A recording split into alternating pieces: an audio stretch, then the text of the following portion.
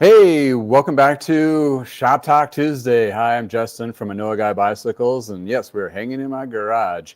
And if you haven't seen my show before, well, basically every Tuesday, 10 o'clock Mountain Time in the States, this is when we have a little shop talk.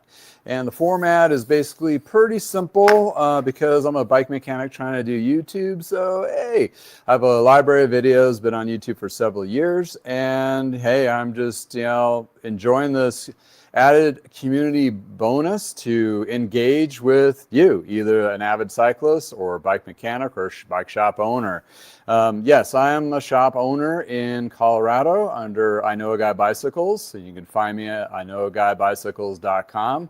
And I've been in the industry for over 35 years. Well, in that 35 years, I've worked in several different bike shops, different small mom pop, Parker Bikes days to current of my own little shop. But in between, I've had some big shop experience to really small family shop experiences. So with all of that and my industry perspective of being in it for 35 years, I like to talk about it. And there's certain things that kind of raise my eyebrows or eyebrow anyway. Well, any case, thank you. And several of you will be joining in. There's quite a few of us that actually hang out and jibber jabber. And this is your Tuesday lethal injection of the bike industry. Yeah, needless to say, it has been quite tricky the last couple of years. And without further ado, we'll dive into that. And again, this is Shop Talk Tuesday if you're just joining in. And this is the Tuesday after a holiday in the States, Labor Day. So a big cup of Joe is definitely necessary. This is like a double Monday for me. In any case, feel free to jump into the chat, ask some questions. Others will engage as well to answer as well as I will too. And if you're watching this on the replay, please put comments below. We will follow up on those as well. And there's been a lot of questions into my platforms, either through YouTube, Facebook, email, through my business. And I'm going to be incorporating the second portion of this, answering questions. And I do have a form in the chat as well as a description below if you want to fill that out. And if I can't get to them today, I'll add that to next week's show. And I do have a few from this week's of questions I'm going to address. It's more technical portion of it. But the first portion of this I want to dive into, yes, as the wheel turns, so do the days of our rides, the soap opera of our industry and everything that's basically like not racer news, not product release news, by basically how the state of mom pop bike shops to mid-sized bike shops, as well as the industry where we get all those great brands and products from, and how kind of state of the state it is and how we're kind of navigating through all that. So basically I use AI to figure out the last top 5, and I scratch the ones that just don't really apply. But first, without further ado, I want to dive into this basically opinion piece of a couple headline news that are brought up in the industry and so forth. So want to show a lot of my reads are from this monthly rag that bike shops have been having since I think early 90s, at least the 90s, maybe earlier than that. Established as bicycle retailer and industry news, as we reference it as BRAIN. This has been on bike shops, break room areas for over 3 decades. I'm not sure if it's changed hands several times, but it has the same feel and format, and they do have a web base now, so you can actually read along. But if you're in the industry, I suggest you getting the hard copy, because there are some articles in here that are not posted sometimes on the web, or if they are, I don't really see them. But some people, as old as I am, like the touchy-feely of articles and so forth. And sometimes I'll be like, oh yeah, I saw that, and I go try to look it up online. It's like, oh no, it was actually in the actual rag itself. So. And they used to have Mud Stud comics, but I don't think they do that anymore. That was kind of funny. Anyway, back in the day. So one of the articles that came to light in the last week was Canyon, and if you don't know Canyon cycles or Canyon bikes, they're a direct consumer company, and they've been shipping direct to the bikes of all kinds of road, mountain, gravel to a lot of different markets. The main one starting off was in Europe. And the Europe market, this is the latest article piece that's still posted from the 28th.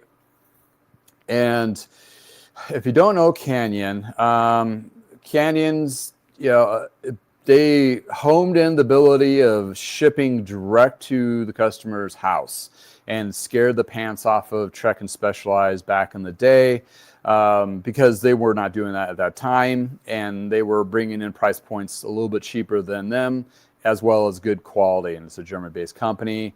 The original guy, the founder, Roman Arnold, was basically returning to Canyon as the CEO. And how I see this is, and it's interesting, but not too, I want to say it's too off cuff. We've seen a lot of companies in the last couple of years, the CEOs have stepped down or they switched out. A lot of companies, original owners have bought them back or moved back in. Kona is one. That was a big old, about a year or two ago, big old soap opera about that, as well as, what was the other one just recently? But in any case, there's been a couple switcheroos, and people buying back or coming back to their companies. Revel, that was another one. It was a Colorado-based one where the owner came back and revamped the company, and they're trying to redo it. Well, in any case, this particular article is kind of just the show of the state of the state. The real details of it may not be really known, but my opinion would be is like, well, they had a 5% decrease, which is pretty not bad compared to some other companies right now and going through that.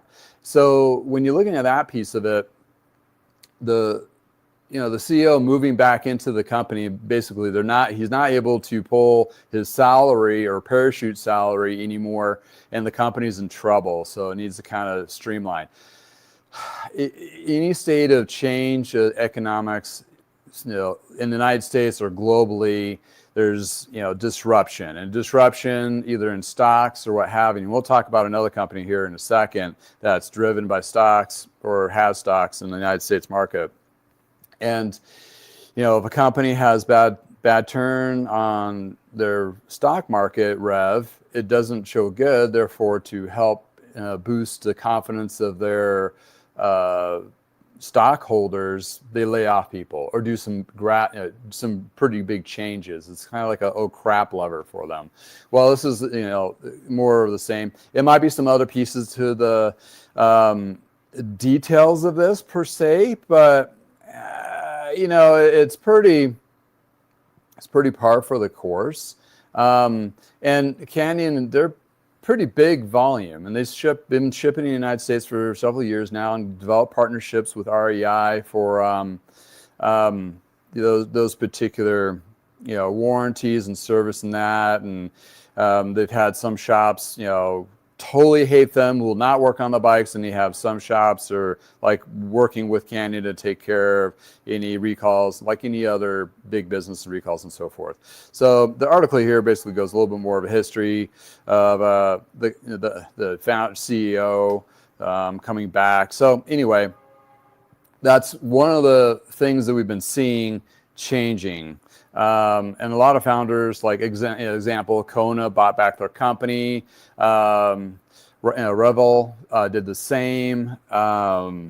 Waterford was sold to down in Durango, I think. They build custom frames down there, so they're back. So if you've seen the Made show, you'll see maybe that line come back on that kind of thing. So what I see out of this is kind of things are shaking down, like the big companies are being shaken down by the big T word, and in the disruption of the already volatile market prior to this last 6 months of disruption. So, and unfortunately, and I'm sorry, I mean, to those outside the United States, that we're totally mucking up your markets as well as our own. So, apologize. We all hope for the better, and I'm not here to be one side or other. I hope this is a great place that, regardless of either or, it's a safe place to, basically know there's change. We have to address that regardless of how you feel.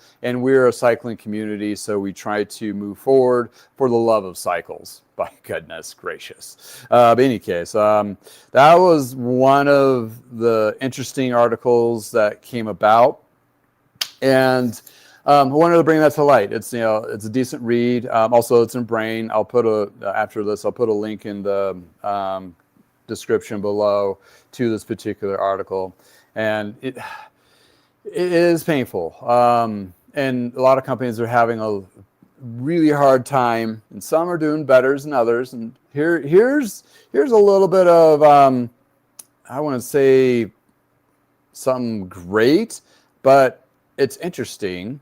Needless to say, this next company or this article I'm going to feature here is, and some people are gonna make fun of the name, but Dick's Sporting Goods is in the headlines again.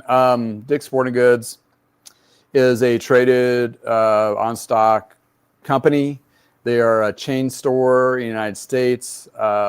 If you heard Sports Authority, Dick's was the same kind of thing. They're one of the leaders up there with Shields is another one, which is big in the United States. What was the other one? I can't remember off the top of my head. But Dick's have kind of slid in when Sports Authority went down. And they've kind of did a little better of sporting goods in general. And why is this in Brain? Well, they carry bikes, which a lot of sporting good chains do. And if they carry bikes, they get put in here. But they also carry bikes from one of the major manufacturers or companies that make bikes, which is Pon Holdings. And if you haven't heard Pon Holdings, I have a video in my library. Look it up. Pon Holdings. Who are they? They own like 50 different companies within the cycling realm, and they've shrunk that down a little bit recently and did some pretty good changes. But they carry Cannondale, Cervelo, used to be GT, but they can that line, Santa Cruz, be the headliners. Then they also carry Schwinn, Mongoose, and some other department store brands. So they've been shuffling the deck with a lot of different companies. Also to shuffle those decks to sell to a lot of different sporting good chains to bike shops. And this is nothing new. It's been done a couple times, so it's not something that you're like, oh, why are they doing this to our industry?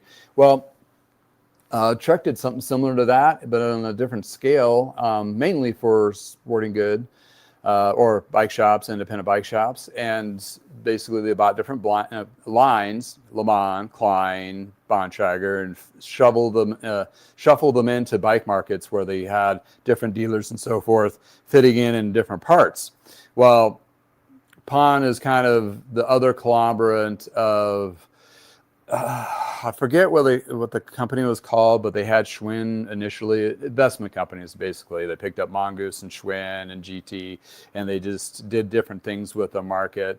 It's just on the top of my head. But anyway, some of these brands that Pon Holdings have been bought and sold several times over the years, so they're not the original. So when you felt strongly about GT being dropped, well, GT has not been around as Gary Turner GT since the 90s, even late 80s. So it's bought and sold a couple times. Although GT, his son, Gary Turner's son, I forget his first name, I apologize, he does still make BMX bikes in Cali. So look it up. It's called GT Nation.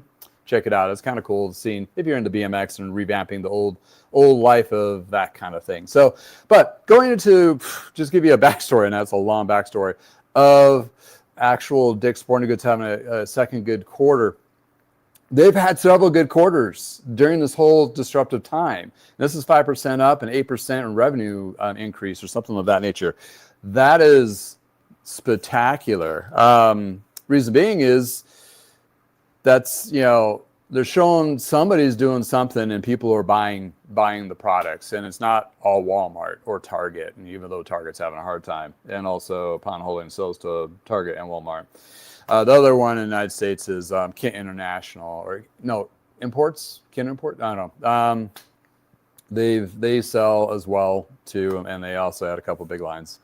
In any case, that's where, the Positive Light, Dick's Sporting Goods has had a couple good quarters. A few, like about a year ago when COVID was hitting, or no, after the big slump, after COVID, Canyon was having some decent numbers that were being reported. So, hey, I mean, some companies can do okay, or are doing okay. So it's not total doom and gloom, but I would say it's not the best for sure. Oh, sorry, I had to start to dry out.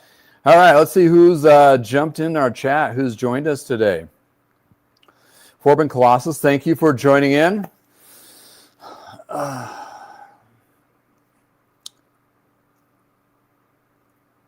So you might buy regular bicycles, mail order, but that's direct to consumer, which is mail order, by kind of performance verbiage back in the day. You want to buy an e-bike because local bike shops won't service what I don't sell, I'm assuming. A lot of shops are starting to change, especially if they do e-bikes. They're starting to be more acceptable to other brands. And there's a couple shops that are just specific e-bikes, e-scooters, that kind of thing. And they are becoming very knowledgeable of batteries, motors, and all that. We do have one locally here close to me as a Precision e-bike, Josh in Fort Collins. He draws customers from multiple states away to help them out with their e-bike needs. Either it's having modifications to working on other brands that even he doesn't sell. The hitch on that is buying an e-bike that doesn't have supported parts, like a company doesn't support the parts and the motors and batteries and stuff. That's where it gets tricky for those shops to work on those, and they probably won't because it's basically and unfortunately built and just tossed. It's a disposable bike, which is sad. But the big push or the big explosion of e-bikes have caused it to some of these companies just to put out a whole bunch of junk and push it into the market and that kind of thing. So I would check if your local shops, if they work on e-bikes and what brands, and if there's any ones that in the price point, that kind of thing. And you might have some just service center shops that don't really care, but they'll tell you which brands will be a little bit easier, better luck with, that kind of thing. So feet on the ground on that one is usually contacting your local shops or shops, maybe Precision e-bike. Also Go Guava on the East Coast. They do a lot of e-bike stuff as well, and e-scooters. Another great source to venture if in his neck of the woods. It's awesome. That's Aaron. There's two Aarons apparently there at Go Guava. Any case, thank you for pushing it out. And you don't have to assume. Just pick up a call or email them. Don't have to assume anything. A lot of us respond-ish when we can. So yeah, especially the smaller shops for sure. Heavy Metal Cycles, thank you for joining. Yeah, good response there. But it's yeah, you guys are talking about that. All right. The pickleball craze helping dicks. I don't know. We could play with that. Well, let's just move on. GT triple triangle. Yeah, the triple triangle, they really pushed that. And Hans Ray was their a big name for trials rider. I mean, he did all the shows and stuff. It was a lot of fun. I saw him back in the 90s in a bike show, and that was kind of cool. Hansraid, that's one of the triple triangle. We were a GT dealer back in the 90s, so the Zaskars, Zaskar LE, those aluminum frames, and so forth. Never saw never touched one of the titanium ones, but they had a few roads, but they were mostly mountain. That was kind of like a mountain mix line back then. But currently, they were trying to do the gravel thing. They had some pretty cool stuff and good price points, but Pond just didn't see the future of it, so they just kind of shelved the line. Let's put it that way. Canned everybody that was part of it and shelved the line. They still, I believe, own all the rights to the names and all that. So anyway, but you'll still see them around. I always keep my eye out because you come across a cool one there. I did refurbish a few of the road bikes. And a couple of the mountain bikes and that kind of thing. So, and those currently, if you've seen GT, I think were in Dick's Sporting Goods that they were selling before the line was cut or moved. They were moving some lines around trying to bolster the brand again. Yeah, it's on there. Okay. Oh, good question, Forbin Colossus. News for cycling. Actually, there's a couple. I'm gonna go look it up. It's there's one cycling industry news or cyclingindustry.news. It's a European version of Brain, which is kind of cool because it gets the European version of their companies. And sometimes you'll read articles and be like, who are these people? Because you're just not familiar with. So with I mean, some of the brands you did hear because they got acquisitioned over the years and moved over there, like New Proof and that kind of thing. But you're like, who are these individuals? But they do come up with some good points. And cycling is also in Europe absolutely huge. That's where a lot of over decades of industry trending has always been following the European market because the European communities are so cycling heavy. So when e-bikes were hitting, they were hitting there first, and then everybody, direct to consumer, all that kind of stuff. So that's a good article to read. And there's several other ones. And if you read something from a certain other source, put it in the comments or put it in the chat so we can take a look too. I mean, it's not the end all be all of news. It's just, as much time as I have to commit to listening to everything in the industry is very small compared to fixing, bikes and taking care of my business and making tech videos and all that stuff. So yeah, absolutely. So yeah, it's it's one of my go-tos, and the paper version of it's kind of cool because that kind of thing. Industry Grease, which I had a feature video a couple weeks ago, they're hoping to try to get that platform to be a little more robust, more just specific to all perspectives and a community build-in, but I'm not sure if that's really going to take off. I hope it does. It seems pretty cool in concept, but I don't think it's been driven out there, and I think the owner of that is really haven't put it's like one of those things, like when you learn you need to post things and bring light, you got something like that. Something has to be posted daily, and I haven't seen very many new articles to spark any catching fire. So there's no timber there to catch fire yet. So hopefully it takes off, and that's what would be one of my suggestions to him. To need to post something in there every day, and so anybody that's subscribed to it, they get pinged, so that gets in front of people, so they'll be engaged into it. It's not something you're going to do. As bike mechanics and bike shop owners, we're like pulling our hair out right now, too busy. But if there's something that gets put in front of us that we want to have opinion to be slammed on, yeah, we would do that. But if it's just sitting there, it's not gonna go anywhere. So in any case, all right, there's a couple other pieces of industry news I wanted to talk about as well, which leads to the actual European market. Just going to touch on it. This one is also in Brain as well. And I kind of know this company in the sense that when I was working at Lee's Cyclery, it was a scenario where we would buy products from this company, I believe. It's called the Excel Group. So yeah, the Excel Group closing a Dutch factory. So again, this is going one of those big shifts. Even if it's tariff related or what have you, unfortunately by the first quarter, they're going to lose 160 jobs there. and changing their particular manufacturing to other places. And again, I mean, I think Canyon did that, and a couple others have done the same thing recently in the last year. So, and then they have numbers of deductions and all that. The brands that they carry currently, some of these I don't recognize, but Ghost is one, Le Pire is another, and I was like, oh, that's where Raleigh went. Raleigh used to be a huge name in the 70s and the 80s. They were one of the main European competitors to Schwinn. Raleigh, that's a big thing. So therefore, that's another, Canyon, Excel Group. These are the European market, and other markets are having, companies are having some serious issues. What does that mean for us? Well, what that means for us is we haven't heard anything from the big boys in the United States companies, but for the main part, but they're not, it's not easy for any of them. And some things are going to be changing.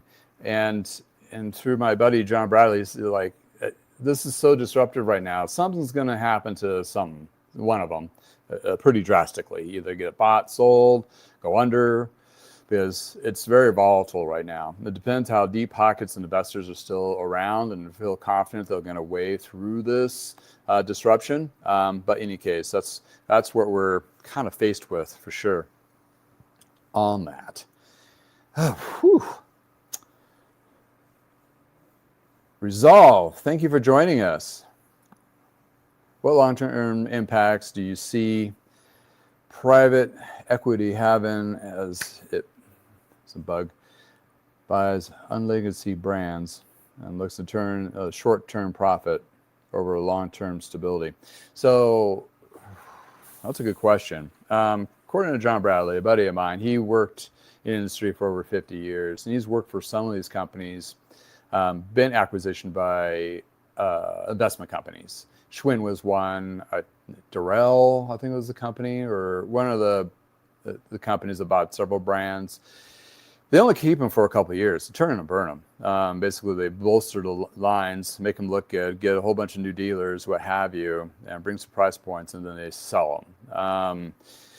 And that really is not good for the brand, and it's really not good for cycling industry. When you have companies like Trek and Specialized, however you feel about them today, they're still here to still take care of older warranties. They're still trying to build communities and that kind of thing. And they try to be more advocate for working with people for bikes and all that kinds of stuff. So when you're looking at those investment companies, they're not ingrained in the cycling culture and communities. They're just there for a quick buck. Hence where Pond Holdings is, they may do stuff in Europe, but I don't really hear too much. They are opening stores in the United States under Mike's Bikes. They did acquisition in Boulder, which is pretty close to me, in Boulder, Colorado. If you haven't known Boulder, it's probably the best known Boulder for, Mork and Mindy back in the 70s, if anybody's ever watched that. But yeah, Boulder's like a mecca of Colorado cycling, all sports really. I mean, that's kind of like your battleground area for our state. And it's that's where a lot of companies have lived, like, what was it? The Pros Closet was there. Shimano had a thing there for a while. They moved out. Pearl Zumi. Specialized had a store concept thing. It's just like one of those, they all try to mix it. And there's a few nutritional companies that are still there doing their thing. So yeah, anyway, just got on a sidebar with Pond Holdings, but I think they're dabbling into more of the cycling community since they have so many brands. I mean, you'd think they'd be a little more invested, but some of these other investment companies are usually one or two brands and dump them and go. That being said, Pros Closet is being funded by an investment company, which doesn't have any other brands that are in the cycling world. So we're gonna have to, if they're not gonna turn a profit fairly soon, they'll be dead in the water. There's just no doubt about it. But hopefully they're doing well. I mean, hope they are in any case. And they reopened in North Denver. I forget, that's North Glen or something like that. Anyway, in northern Denver metro area, that's where they're at. So yeah, so you got a few there. Other side notes, there's a recall on some kids' helmets. Look that up in Brain. I'll put a link in the description later. You know, keep an eye on all those recalls. I mean, as not just a consumer, but a bike shop. And even though if you don't carry those brands, keep an eye for them. It's good to know. I wish there was, I don't know if there is a portal for all recalls. It'd be kind of nice so you can just kind of look as a quick search. Because like one was like those handlebar extenders for like these guys. It was from Delta, and apparently they got recalled. I have like 6 of them that I've been taking off bikes. I've been not reusing those. I take those off when I refurbish a bike, but I have acquired like 6 of them. So it's like one of those things like, you don't want to put anybody at risk. It's all about safety. All about safety.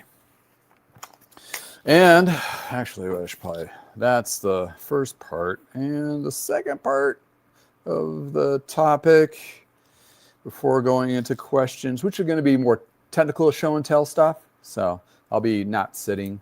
I figured I'd start off a little bit of break and jibber jabber. I actually are a little bit more fluent and I'd say better when I'm on my feet, walking around. In any case, don't want to leave this too long. In any case, so you want to talk about the big T word and not the orange man god, but the tariffs that are coming from the department. Late on Friday, lower courts. If you don't know in the United States, if you're outside the United States, one of the lower courts, not the Supreme Court, which is the top of the court. United States have not judged on it yet. It's probably going to get pushed up, but basically they found all the tariffs he's been doing is illegal. Therefore, you know, it's being contested legally. So hopefully this will make it go away and just go back to being business as normal. But also the de minimis $800 rule was finally pushed in place that is no longer allowed. So companies like Temu, AliExpress, any company that's shipping direct to consumers that's under $800, a lot of inexpensive e-bike brands are affected by that as well, or have to go through the whole tariff taxing process and safety regulations, which is probably the shining light of that part of it. Because there's getting products that are not going through United States testing or certification for like lead paint, poisons, and stuff like that, can still be shipped straight to your house without, hopefully there are good practices, but you just don't know when it's coming to those countries that are, it could be questionable. So yeah, but a lot of consumers in the United States are going to not like that because, especially a lot of Amazon purchasers, because that's a lot of the products that you're finding less expensive going over, like knockoff tools and so forth. Yeah, are not going to be available, or if they are, they're going to be a lot more expensive, and therefore that kind of thing. As a promoter, like for example, Viver is one of those companies, and they ship, I think they have their own warehouse here, but they make a whole bunch of stuff of everything under the sun, from workbenches to ultrasonic cleaners to, everything, right? And that's going to be one of those companies. Well, when it comes to affiliate type of product, making videos and getting paid for it or getting free product, that would prevent a lot of social media individuals like myself getting free stuff to make videos for, which I don't do a lot of those, but some channels, that's all they do. So it's going to be disruptive all over the place. So you're looking at that. Taxes on the steel for going in the United States to go on the e-bikes and so forth. What a crippling thing.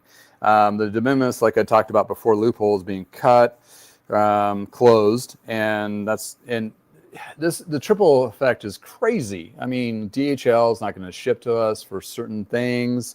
Some companies, I saw news articles like a clothing company in Australia, like 3rd or 20% of their business to go to the United States. It's just not going to be selling to the United States, and various others. So that really kind of perked my eye, and it's like, oh, what about some of the good bike stuff? Well, one of the bikes I featured in one of my videos is Fairlight, and they do nice steel Reynolds tubing, gravel bike, road bike, and a mountain bike hardtail. And they're a small company out of England, and it's fantastic stuff. I've talked to him by via email a couple times, and I reached out to him again. It's like, hey, I do have a couple customers that might be still intrigued at getting it. Are they still shipping into the United States? Well, they did respond, and they were like, yeah, we're still able to ship to the United States. And maybe it's not DHL. Maybe everybody else is just picking up FedEx and UPS International and that might be the other portion of it. But there's like a 20% tariff on top of that bike. So like, but most bike people are always looking for the better price. And when you're 20% is pretty big chunk when you're looking at customized frames and things like that coming over from Europe or what have you. You want that nice Italian frame or a Fairlight or whatever those case. It's, now I've got to wonder how it's affecting Canyon sales, because all of a sudden that tariff is bumping their price points out of the range of what their basic business model was to undercut Trek and Specialized and Giant back in the day. So anyway, so we got some, pretty good highlights of the tariff. Hopefully we get some solution and it chills out a little bit, but it doesn't seem like it, unfortunately. So other countries that are directly affected that will impact imports into the United States from United States companies, Specialized and Trek specifically. 20% tariffs on Taiwan, which a lot of bike companies and a lot of small bike companies having bikes built there, 20% increase on that. That also carries over to 20% into Vietnam. You're like, Vietnam, they're building bikes in Vietnam. Specialized builds a lot of bikes in Vietnam. Not sure if it's still underneath the Merida factory name that's in Taiwan, but in which also they own 30 to 35% of Specialized, as a side note. And that is a documented article release from Merida, quarterly report in the spring saying how much they own Specialized. So that is legit. And also the last country that comes up is Cambodia, which I thought was like, oh, that sounds like a scary place. But apparently it's being bolstered last few years by the bike industry as well as other industries, I'm sure. And that's where a lot of Treks are made. And I noticed that on Trek bike boxes I've been getting to ship my own stuff. I'm like, oh, they're saying Cambodia on it. And there's a lot of them. So any case, when you look at that portion of it, it's just troublesome. For American company trying to bring in products overseas. Can you see the American company start manufacturing in the United States again? Not to the capacity that what everybody thinks, and it's too hard of a lift.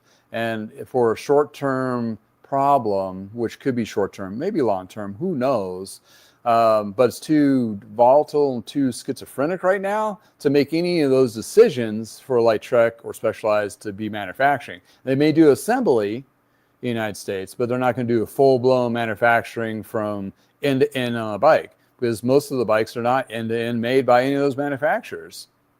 It's a very complicated thing. So in any case, and it's not just the cycling industry is that complicated. Cars, everything else too. I mean, you want the best person, the best company to be making the best product to go onto your bike or equipment or whatever you're trying to sell, right? So if that company is in Taiwan or in China or in Cambodia, you want the best ones, or in Japan making, componentry for Shimano, that alludes, it's like you want the best stuff. It's not necessarily whatever. In any case, so yeah, Cambodia has 19%. Well, what does this mean? Well, how do they shift there from Taiwan to Cambodia and Vietnam? It's pretty simple. It's cheaper to make stuff there. Cost of living is a lot lower, like Taiwan was to us. So now we bolstered Taiwan up over all these years, buying products from them, and they're manufacturing. So they've been elevated. So now they're going to places that are cheaper to build stuff instead of mainland China, because it's problematic probably for them. I don't know the details, but it probably is, because China seems like it's two-headed dragon. You got one that's business, and you got the one that wants to be a dictatorship, the political portion of it, the army portion of it. That's scary. So it's like one doesn't follow the other at all, apparently. So in any case, I don't want to get into that too much, but therefore, you go to another country where I heard there's like a civil war, either in Vietnam, not Vietnam, but Cambodia is having kind of a little internal thing. So it's a hot mess. Should I bring it in closer? I mean, you think going to your neighbors might be a little bit easier to have bolstering them, like Mexico or Canada. And I know the cost of living in Canada is not cheaper, but for example, just like maybe move it a little closer than I don't know, because those are, and not to say this is a concept, and I want something, I want you to think about this in a humane, human perspective. And John Bradley brought this to my perspective. Those individuals that work in those factories, regardless of how inhumane those countries are and have been and so forth, but those companies are having products built there, giving those people jobs to actually provide food for their families and clothing. So, and then if you take that away, all of a sudden you're abandoning them as a culture. So it's, I mean, yes, I know there's some humane things going on over there, obviously, and those companies do too, but there's a blind eye because of profitability. That's business perspective. But if you look at the humane one, it's like, well, these are getting money in there somewhat, and very eventually trickles down to those individual workers instead of working, 5 cents or, whatever, plate of food for all day of work. They're now actually do a little bit better. Is it great? No, we have our own problems in the United States for the same issues. So it may be different, of course. But that globally, the tariffs will affect just not our companies, the United States, and they are affecting a lot of other countries and a lot of other companies that we've been wanting we're a consumable society. We want those German chains from Connex. We want those Fairlight, high-end, high-quality steel frames. We want those Italian frames. We want those, cool things that are made in other, it's like, it's always been that way, right? We've always been driven to want, especially when it comes up for niche things. And those companies are also being affected because over the years, the United States was part of their market. And as well as United States companies like Trek, and Specialized, they're going to have to move their stuff to other countries or anticipating the building cycle for those. Here's the interesting bit. This is the time of year when they're putting the contracts in to have the following year's stuff built up. It's not something that's done like in a couple month time. I mean, there are new designs and all that, quantities and so forth. And a lot of them are probably going back to those manufacturers going, well, we got to wait and see. Wait till the last possible moment to make an order and see what it is, because who knows what it's going to be by then. So that's how disruptive it is. So they can't make long-term forecasting whatsoever or try to like, oh, we have this new thing, we want to bring it out. That's not just the cycling industry, that is everything. And when you start walking into your local Walmart here in the United States, things are starting to disappear. If not, they're getting open and the prices are going up at least 20% more up on stuff in general. So we're feeling the effects. Yeah. What else? You guys got some chimes in here. I know.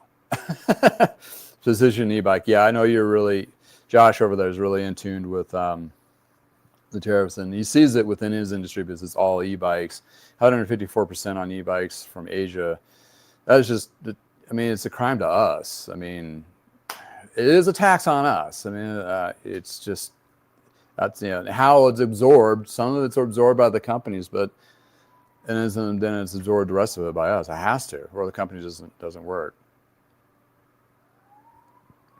But yeah, heavy motorcycles. Yeah, good point. Therefore, bike shops like me and possibly heavy motorcycles and some others that you're watching are more service related. So it's really just on tubes, grips, cables, and housing and stuff. And we've had a lot of that. So I was able to find sales on cables and housing for bulk, for what I do. And then, anything that's been price increased, that just gets rolled over to the customer. I'm not eating any of that. So if the Continental tire is going to cost 25% more for the customer, they're paying it. Small businesses are not paying for it because that has to be rolled over. Will that affect our long-term business of people having stuff done? Possibly. But right now, nobody's buying new. They're fixing up old. So we're driven back into that service, small shop, gangbusters business. And that's what's going on. So it's really about the labor in my world, or used products where there's no tariffs on used products like frames and parts and wheels and used stuff that I'm refurbishing and fixing up and doing detailing on. And yeah, you see this client?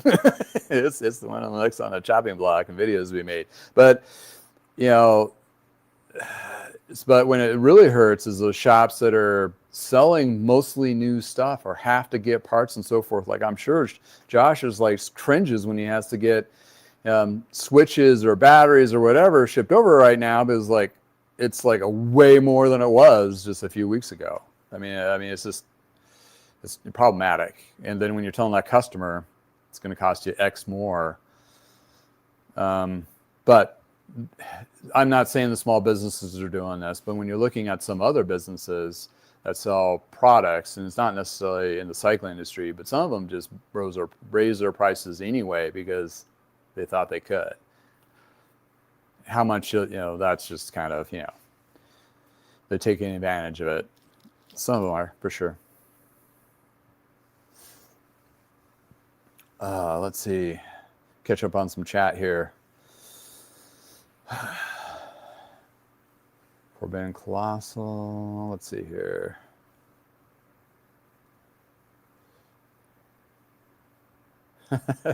Triple triangle. That's a good joke. Every part of my triple triangle is tripled in cost because of the tariffs.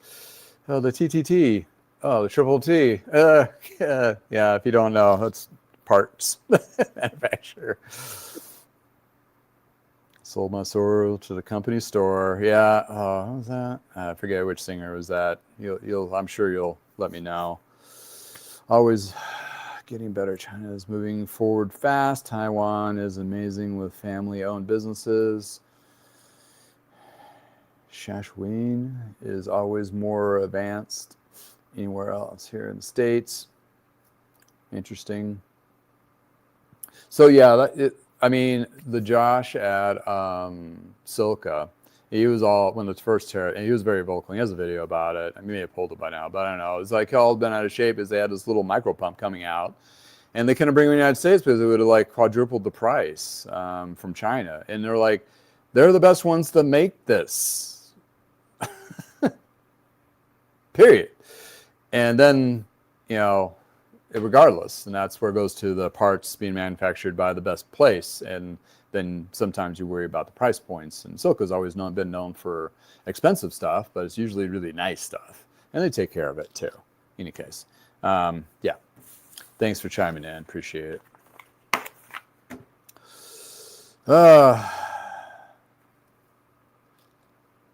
Yeah, you can go back in history, heavy metal cycles, and look at the tariffs and how they were increased and so forth. And you're mentioning the Clinton was 3%, and the Reagan era was 6%.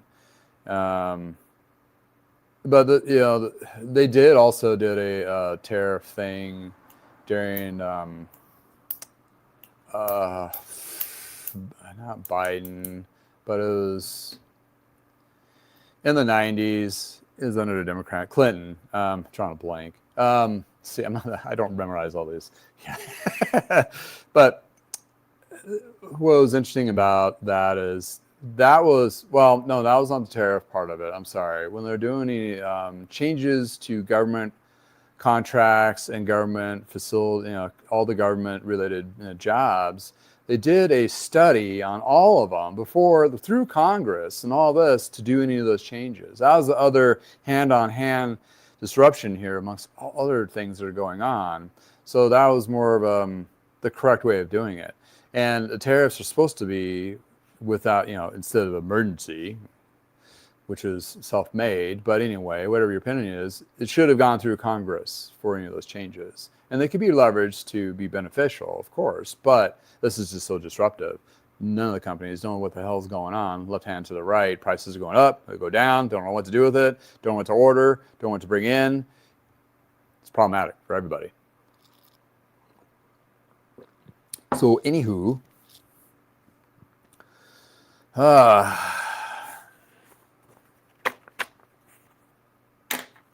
right, so tired of talking about tariffs. Tired tired of, it's just tiring. In any case, I got to relocate. No, just my camera angle. I don't need to move. But thank you all for chiming in with the discussion. We're going to start talking about the questions. And I had a couple really good questions. And, I do get questions all the time. I did have one on the forum. If, want to do it during the show or what have you, bring them in. Let me take a look at them. So, let's see here. I do have one in there. We'll just do this. Okay, I'll give that all. Okay, all right. So I got a setup, but before I do that, I need to move around. So while I'm moving around, I will let you guys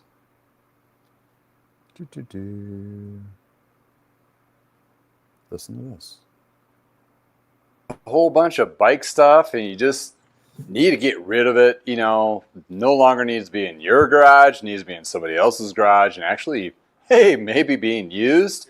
Go to bikeflights.com. You can actually open an account yourself or just put in a one-time usage, put in the destination, so forth, the bike size, dimensions, and weight. Don't forget the weight. And add that insurance, because you'll definitely want to make sure that insurance is covered if something happens in that UPS or FedEx or whatever transfer going to that next destination. You want to be protected. Then you just have to drop it off at your local UPS store and be able to get it on its way.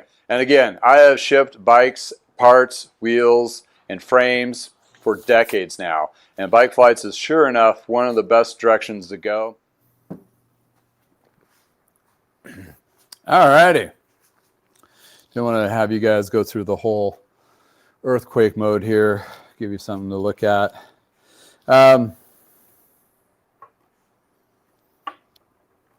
Yeah, Josh at Precision. Yeah, rubber is going to be one of the expensive pieces about all of them. And that's happened over several times. Anytime there's like kind of a disruption of anything, it's kind of insane. Yeah. It's rubbers, and that's a consumable, right? It gets expensive. Tubes and tires and all that. All right, my first question. I get a pin. This is not as prepared as I thought it would be. All right, so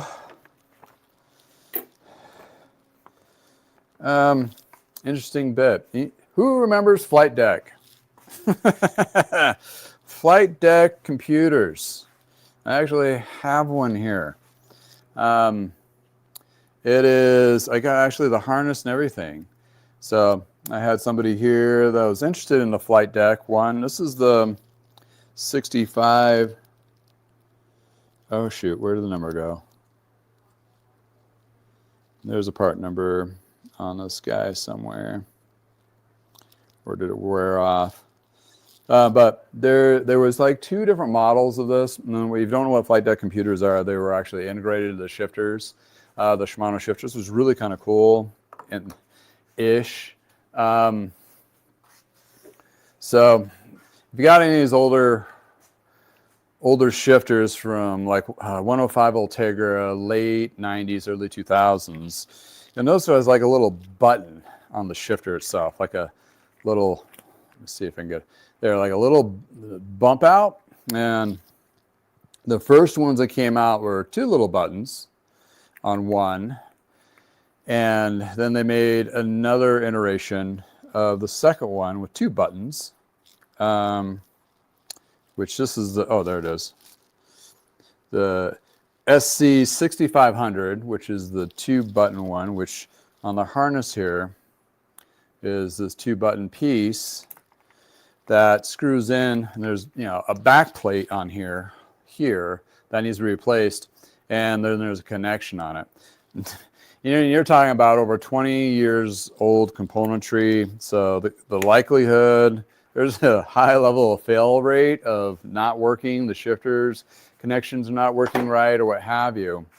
But the first question is wondering if I had one. I had one for sale. I had like the head unit, and And I just like, well, what the hell? Throw it on eBay and see if it's sold, and sold it. So, but the older listing on my website, people are like, hey, what about those? And so I came across another one on another bike, and it works. And the harness, everything was working. Like the harness is still intact. Even the clip that goes to the fork, it was not cut. But this is the two button one. It's not the 6501, it's the 6500. So it'd be specific to that. And the question on this one was, are they repairable? Well, not really. You're talking about some really old connectors and button things. If you get one that still works, that's great, but the likelihood of it not working.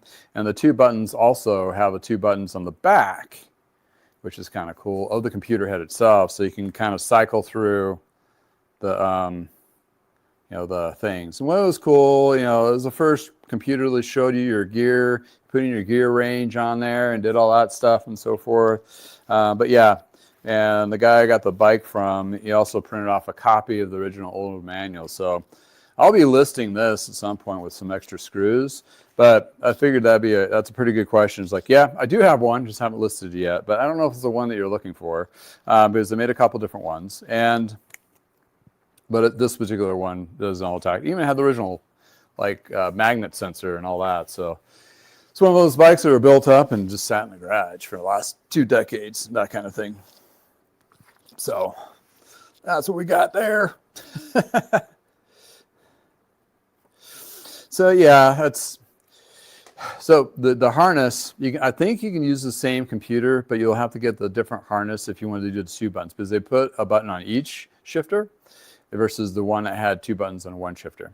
And if you do take those plates out, it's a good idea to replace them with the original installation plate, so the shifter doesn't feel like it digs in, doesn't like concave inside here. I mean, you can fill them with like some bar tape or something, but it's a pretty chunky, decent sized block. I mean, definitely is a decent size. So in any case, that's your old school 101 shifter computers with the Flight Deck computers. I did see some that are still like new in the box on eBay, like super, like anything, out of price, out of range, craziness, insanity, all those things. Okay, I'm going to go into the other one, which I found pretty entertaining. And yeah, it's we're looking at this question. This is off of the eBay comment, not the email one. Timestamp this so I know. 57:48. Okay, so the question was, they really enjoyed the ceramic coating video, which I've had several. And the question is, and I've had this question before, and that's why I'm bringing it back to life, is ceramic coating good for multiple surfaces? Well, a lot of the bike, most of the paint is from the auto industry. I mean, a lot of the same stuff is put on bikes. So when you're cleaning your bike frame and all that, if you're using auto detailing stuff, yeah, get ready for the exam. That's really good products to carry over those things. So the question was ceramic coating, is it safe to use, or will it just change or disfigure or compromise the paint color, that kinds of stuff, if it's a matte finish? Well, what I got here is a matte finish Specialized mountain bike, and get a closer look here. And it says, it's a gray and has a black on top of it. To do this, if you have a newer bike and it's pretty clean, it's pretty simple to do. And we're just going to do a show and tell, because I'm going to show you that it doesn't do anything. But first, once you just need to clean off the surface. Let's see if I can get you in closer so you can see. rubbing alcohol, basically. You want to get all the contaminants off. If you're doing this like on a detailing, you use like detailing products from either lithium or atoms to clean the surfaces, correct the paint, take the scratches out and all that for older paint. If it's like brand new bike, this one's pretty much new, then you just need to clean it, and rubbing alcohol is the easy way to do it.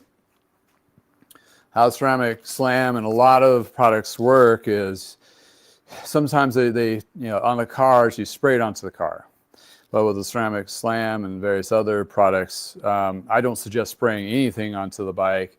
You applicator here, and you spray it on the applicator. So those particles are not getting into your brakes and other parts where you don't want them. Then you apply the ceramic coating. And a lot of these, what they call, it's a flash. Basically, when it dries, it's ready to be knocked down. A knockdown is wiping off with a super clean cloth. So I'll put this on there, and that's a ceramic coating. You let it flash, and you're good to go. What I suggest, though, on bikes is going over the whole frame twice. That way you're making sure you got all the bits, all the pieces, and you let it flash, knock it down with your rag. Wait 4 hours or wherever long they say for it to cure, because a lot of these are what they call stackable. So you can stack it up, do another layer. So once that cures over 4 hours for lithium or longer or overnight, do the same process again. And that just makes it even a stronger layering on there. So ceramic coatings, they have the easy to use consumable ones, which is a liquid like this. The professional grade, if you go nuts, you can buy the really expensive small jar of this. And this is like your 5-year lasting, really hard to use, needs to be in a controlled environment kind of thing. That's gives you that pure, like more pure ceramic coating on there. I know it's a lot more than you're thinking. You're like, why are we talking about ceramic coating on a bike channel? But this is a question. I do a lot of detailing in frames and clean it up. So it's pretty much dried here, and also the flash points will be different in your neck of the woods because I'm in a dry, arid climate. If you're more in a humid climate, it will have a different flash point. And this one gets like a dullness when it flashes, then you just knock it down. And hopefully you can see, but it really hasn't changed or shined the matte finish on this. So it still has the ceramic coating properties, but it hasn't changed the color. And what the ceramic coating also does is add a layer of UV protection in addition to high beating of water. And you're supposed to wait for it to cure, but just for example, you just get a huge high droplets and it sheds.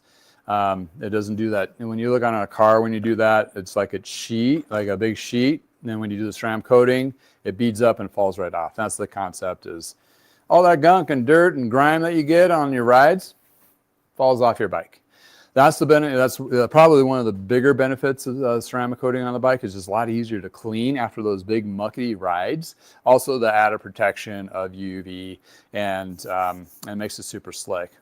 So that kind of thing. So there's a benefit to it. It also makes the bike pop. As some of my videos you've seen, the high the high gloss. And you detail that bike and the gloss comes out. It's just amazing. Yes, you want to use protective gear, eyes, gloves, all that when you're doing ceramic coating and all that too. But that's one of those things that you want to definitely look into. Possibly doing your own bike, possibly add it as a service in your bike service department. I have a tune-up that includes that. I just finished a pair of bikes for a very good customer of mine, and it made the bikes look new. And these are 15-year-old bikes.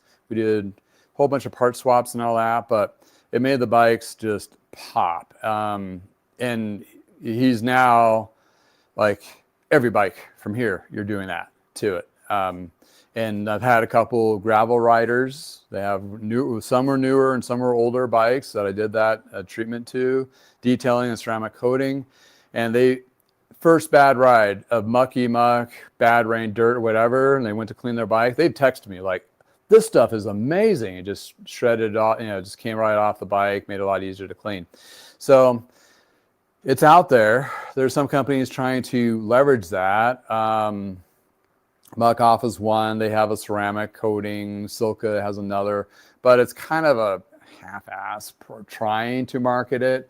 I suggest going to, Atoms or Lithium or what have you. And by the way, Lithium has a 30% off on their website right now on all their products. That'll be a great time if you wanted to try a bottle of it. It's not too terribly expensive.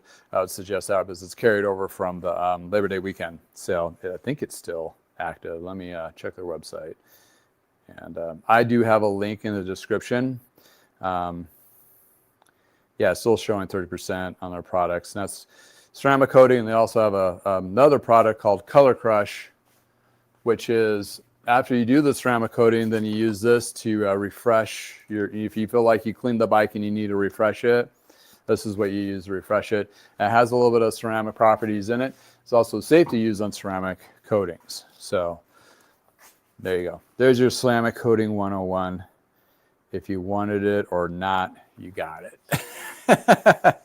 So thank you for Max chimed in and won, and I'll shoot you a link to this video to help make it clear as mud.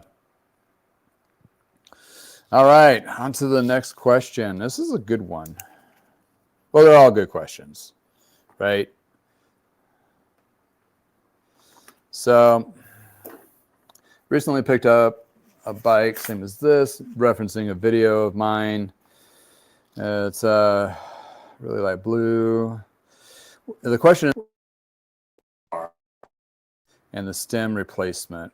It suggests the upright riding position. So, okay, a lot of bikes, especially road, but also recreational bikes, a lot of people may not understand, but the stem up here and the bars, those are fitting pieces. Those are there's several different sizes to them, especially on a road bike. And I have buckets of bars. I should have left it down because I'll just put it away.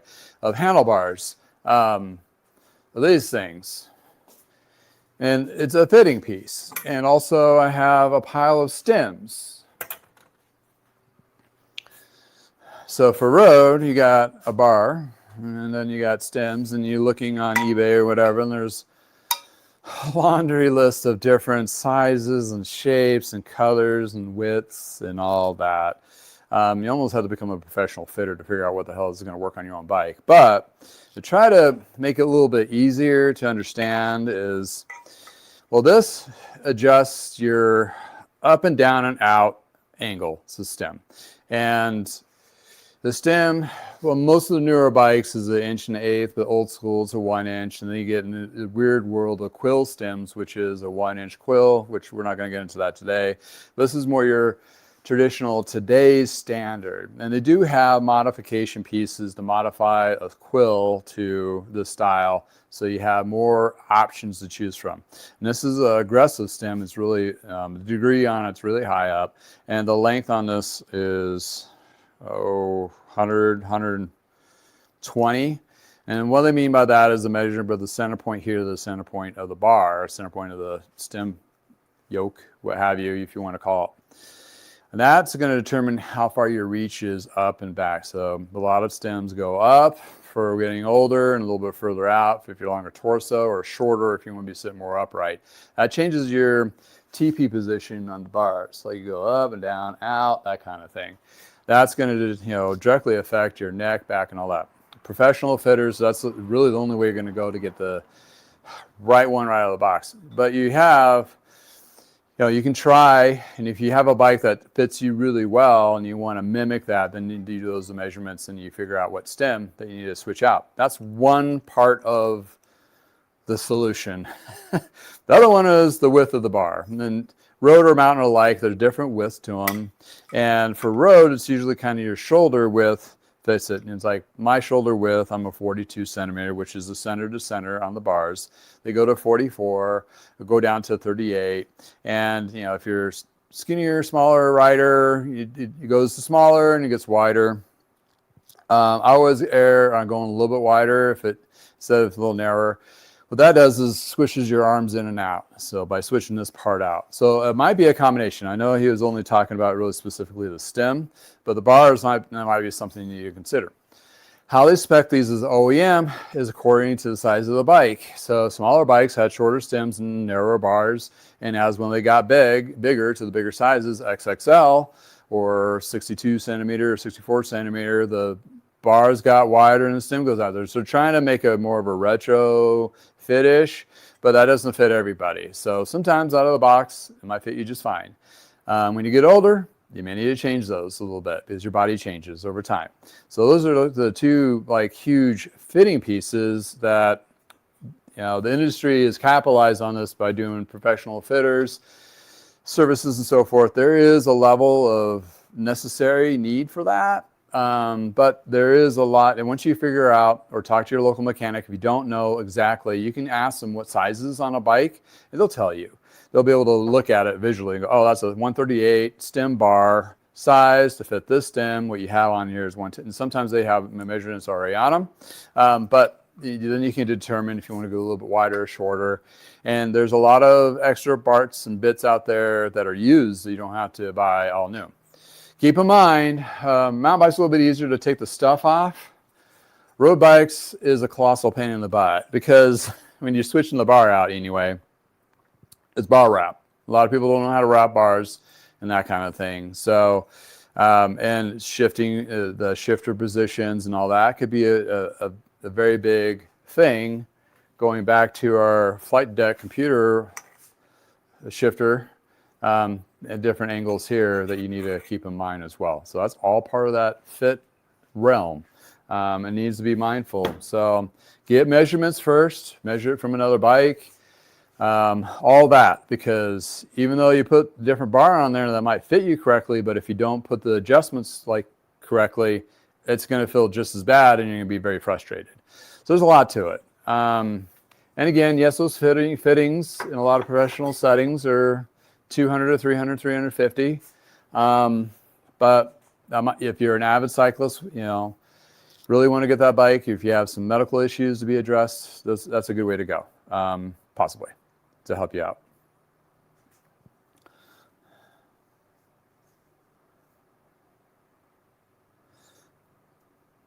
Yeah, so back up to the ceramic coating portion of it. Ceramic coating is very popular in cars, boats, and RVs, and even getting more popular now onto motorcycles and motocross. They're getting products to help just also snowmobiles is becoming a thing too, for coatings and so forth. And bikes is just another market that these companies have had products that work well with. But very expensive to do on cars. It's mainly the cleaning, the cost of cleaning and correcting the paint. And also, bikes are a lot of curves to them, so it's a lot easier to not show the blemishes of the mess ups. On a car hood, though, it's like it has to be perfect because you'll see it. So therefore, that's where the cost on it. Plus, you're using a lot more materials, but it's mostly the prep work, which is it's still utilized quite a bit, but it's a lower lift. If you're doing like a overhaul on the bike or a drivetrain clean or something like that, you got all the stuff off there already. You're going to be cleaning the bike frame at that point to make it easier on yourself as a mechanic. You're already there. You maybe just another layer of cleaning and maybe a little bit of polishing and then the ceramic coating. The cost on that is about an hour's worth of time. As a service department, that's an hour. Whatever your shop rate is, you can add that to your tune-up as a shop rate. Boom, and there you go. That's our shop rate. You add it to your service department, that kind of thing. Thanks, Heavy Metal, for chiming in and reminding me. Like, yeah, you're talking about a couple $1,000s in a car. I'm doing a bike. It's like $100. Yeah, it's a lot cheaper. And I like riding bikes more than driving cars. So that's it. So yeah, follow up on the ceramic coating on it. Thanks for chiming in. I really appreciate that also. Absolutely. So I have another good question. Oh, there's also lots of questions. And, this also gives me great content and also gives me opportunity to, if you have a question, put it in either live or what have you. you can get answers pretty quickly. And also, if you noticed in the chat, there's several other mechanics that'll chime in and maybe give you their little 2-bit experience of, I do it, I don't do it, I don't like it, whatever, which is fine. Everybody has their own perspectives, and for me, I'm not the end all be all of anything. My 9-year-old definitely tests me on that all the time, which is fine. And every mechanic should be this, have the same perspectives. Like, I know what I do, and I know what works well for me and my. There's so much to cycling. We can't be knowledgeable on everything. So, for example, at Precision E-Bike that's joining us today in chat, Josh there, he knows e-bikes like hands down. Last 20 years, hands down. Batteries, motors, everything. What works, what doesn't work. He's in the mix. He's in it live.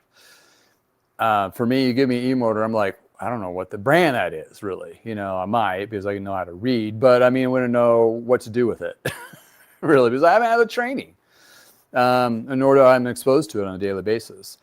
Therefore, that's why you want to find, if you have that specific bike, you want to go to that specific niche shop, and there's becoming more and more niche shops because the cycling has become so vast. And it's been breaking up like this for a couple decades now. But there's like one shop here in town, it's just mountain bikes. Even though the name is Pro Velo, it's like for roadies, started off roadie, but now it's mountain bikes. That's all, the majority of their knowledge is mountain bike stuff. It's great. That's their niche. They've been doing that for the last decade or so. They were known for doing suspension work. They were known for getting in high-end suspension bikes and off-roading and all this stuff. Case in point, there's Dirt Labs in Longmont, Colorado, which all they do is suspension. They used to be a bike shop. Now they just do all suspension. So same thing in case in point. I would say I'm more roadie, general recreational bike shop ish. And I do high level detailing and waxing and performance. Not necessarily custom on the race, but like more recreational road bike path type of recreational riding. That's kind of where I like to see myself. And refurbishing cool bikes and classics and that kind of thing. Comes to e-bikes, I'll fix your brakes, I'll fix your derailleurs, but other than that, I'm not going to touch your motor or your battery. Any case, didn't want to go there, but did. And yeah, it's like, Josh is going to be the same way. It's like somebody rolls in with a road, you go talk to this guy, make an appointment. He'll take care of you. So then you still have your recreational bike that fixes, bike shops that fix flats on the fly, and you walk in, you get a tubes and that kind of thing. And then there's the corporate stores that are going to try to sell you the $10,000 bikes. And then you have the REIs and the Dick's Sporting Goods and all that we talked about before. But in any case, that's where you want to really find your people for what you do. And then it can tie into what kind of riding places and all that kinds of stuff. It's fun. And some shops, they try to venture to do others because they're trying to take care of their community and what their community is. And that's where your community may change over time, which it has in a lot of shops. Also, there's some bike shop people that just open up a shop and they think, oh, I'm going to be a mountain bike shop. Well, their community is not a mountain bike shop. They missed the mark on their market research, and it's an e-bike location. Like Aaron at Go Guava on the East Coast is like all of a sudden doing e-scooters. I'm like, well, I'm smart enough to go where the money is and the need is, and then I can charge. And he's still working out his efficiencies and all that, and he's learning as a new bike shop, which is great. And there's going to be failures. And I can't say what works in my market is going to work on yours. The ceramic coating might not be anything that your customers won't even consider, or wax chains or whatever that I do that I found successes, but you can try it on a micro scale and see as an opportunity for your own shop or your own market or your own community will benefit from it. And that's what, at the end of the day, is like you want happy riders and on-safe bikes. That's our job. Ish. Yeah. Oh, heavy metal cycles. He went there. Ish. Love it when you say ish. It's like opa, like the bark farmer. Yeah, he and I, some people got us confused at first there. We're completely two different lads. he's, you know, he has his bike shop experiences. I have mine. Yeah, you know, he has a great audience. Obviously, he broke over 100,000 subs. I'm doing a different direction ish, and it's one of those things that, you know, we would find successes of doing the YouTube thing, but I found successes on a lot of different platforms. He's leveraging it to basically make an income directly off of it, which is fine and absolutely great. So am I to some level. But I found more successes of drawing more customers, seeing me work on stuff and go, hey, can you do that to my bike? I live an hour and a half away from you. My footprint for service work is huge. I mean, huge. And people make an appointment, they drive up, drop it off, see them in a few days, come back. And that's I've seen, you know, instead of making a lot of money on just ad placements and brand deals, I've seen the influx of service work increased quite a bit. And that's where my success has been compared. And yeah, side note, I know you probably weren't asking that, but you know, it's kind of ish. But you know, we're all in the same boat when we're working on the bikes and stuff. You know, it's like we're doing our best at it, but nothing's perfect. And you know, nothing's ever perfect, but we try to make it as best as possible. And any kind of mechanic is that. They're like, and they try to see things sometimes to be more forward thinking, like the chain's kind of worn, you might want to replace that because it's going to start damaging our componentry on there. Forward thinking, so you're giving you a better experience life of the bike. Some people just like to drive their drivetrains to dust, which is fine. Because they know at one point they're going to come see one of us and go, well, you're going to need this, this, this, this. And they're going to know, like, yeah, replace all of it. Hopefully it's not triple tariff by then. But, you know, for the most part, though, it's about efficiency, smoothness. It works. That's what the point. It shifts well. It doesn't have any complications when they're on that ride. Their significant other's not yelling at them because something's not right on their bike. I mean, nobody wants that. Everybody just wants to go out there and just have a great time. That's the whole point. That's the beauty of bicycles. So, in any case, all right, I did a lot of talking on that. We should move to our next question. I might have to switch out a different bike on this. Well, yeah, I'm going to have to switch out a new bike on this. So while I'm switching out a bike, I'm going to make you guys listen to this. Here we have a Easton carbon fork with a classic Jameis steel Reynolds 631 frame that's been basically untouched for a good part of a decade. We're going to do some serious detailing to see if we get this frame and fork to pop. By using these products from Adams, as well as lithium ceramic slam with a 2-stack, 3-stack layering, let's see what this is going to look like. First, we clean off all dirt and grime with all surface cleaner. Then we take the scratch and swirl with our Dremel pad to clean areas with scratches like this. Then we apply the compound.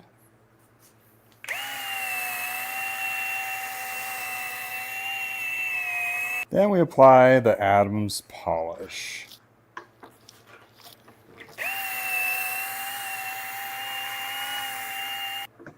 Once we get the desired polished finish that we're looking for, then we apply the ceramic coating.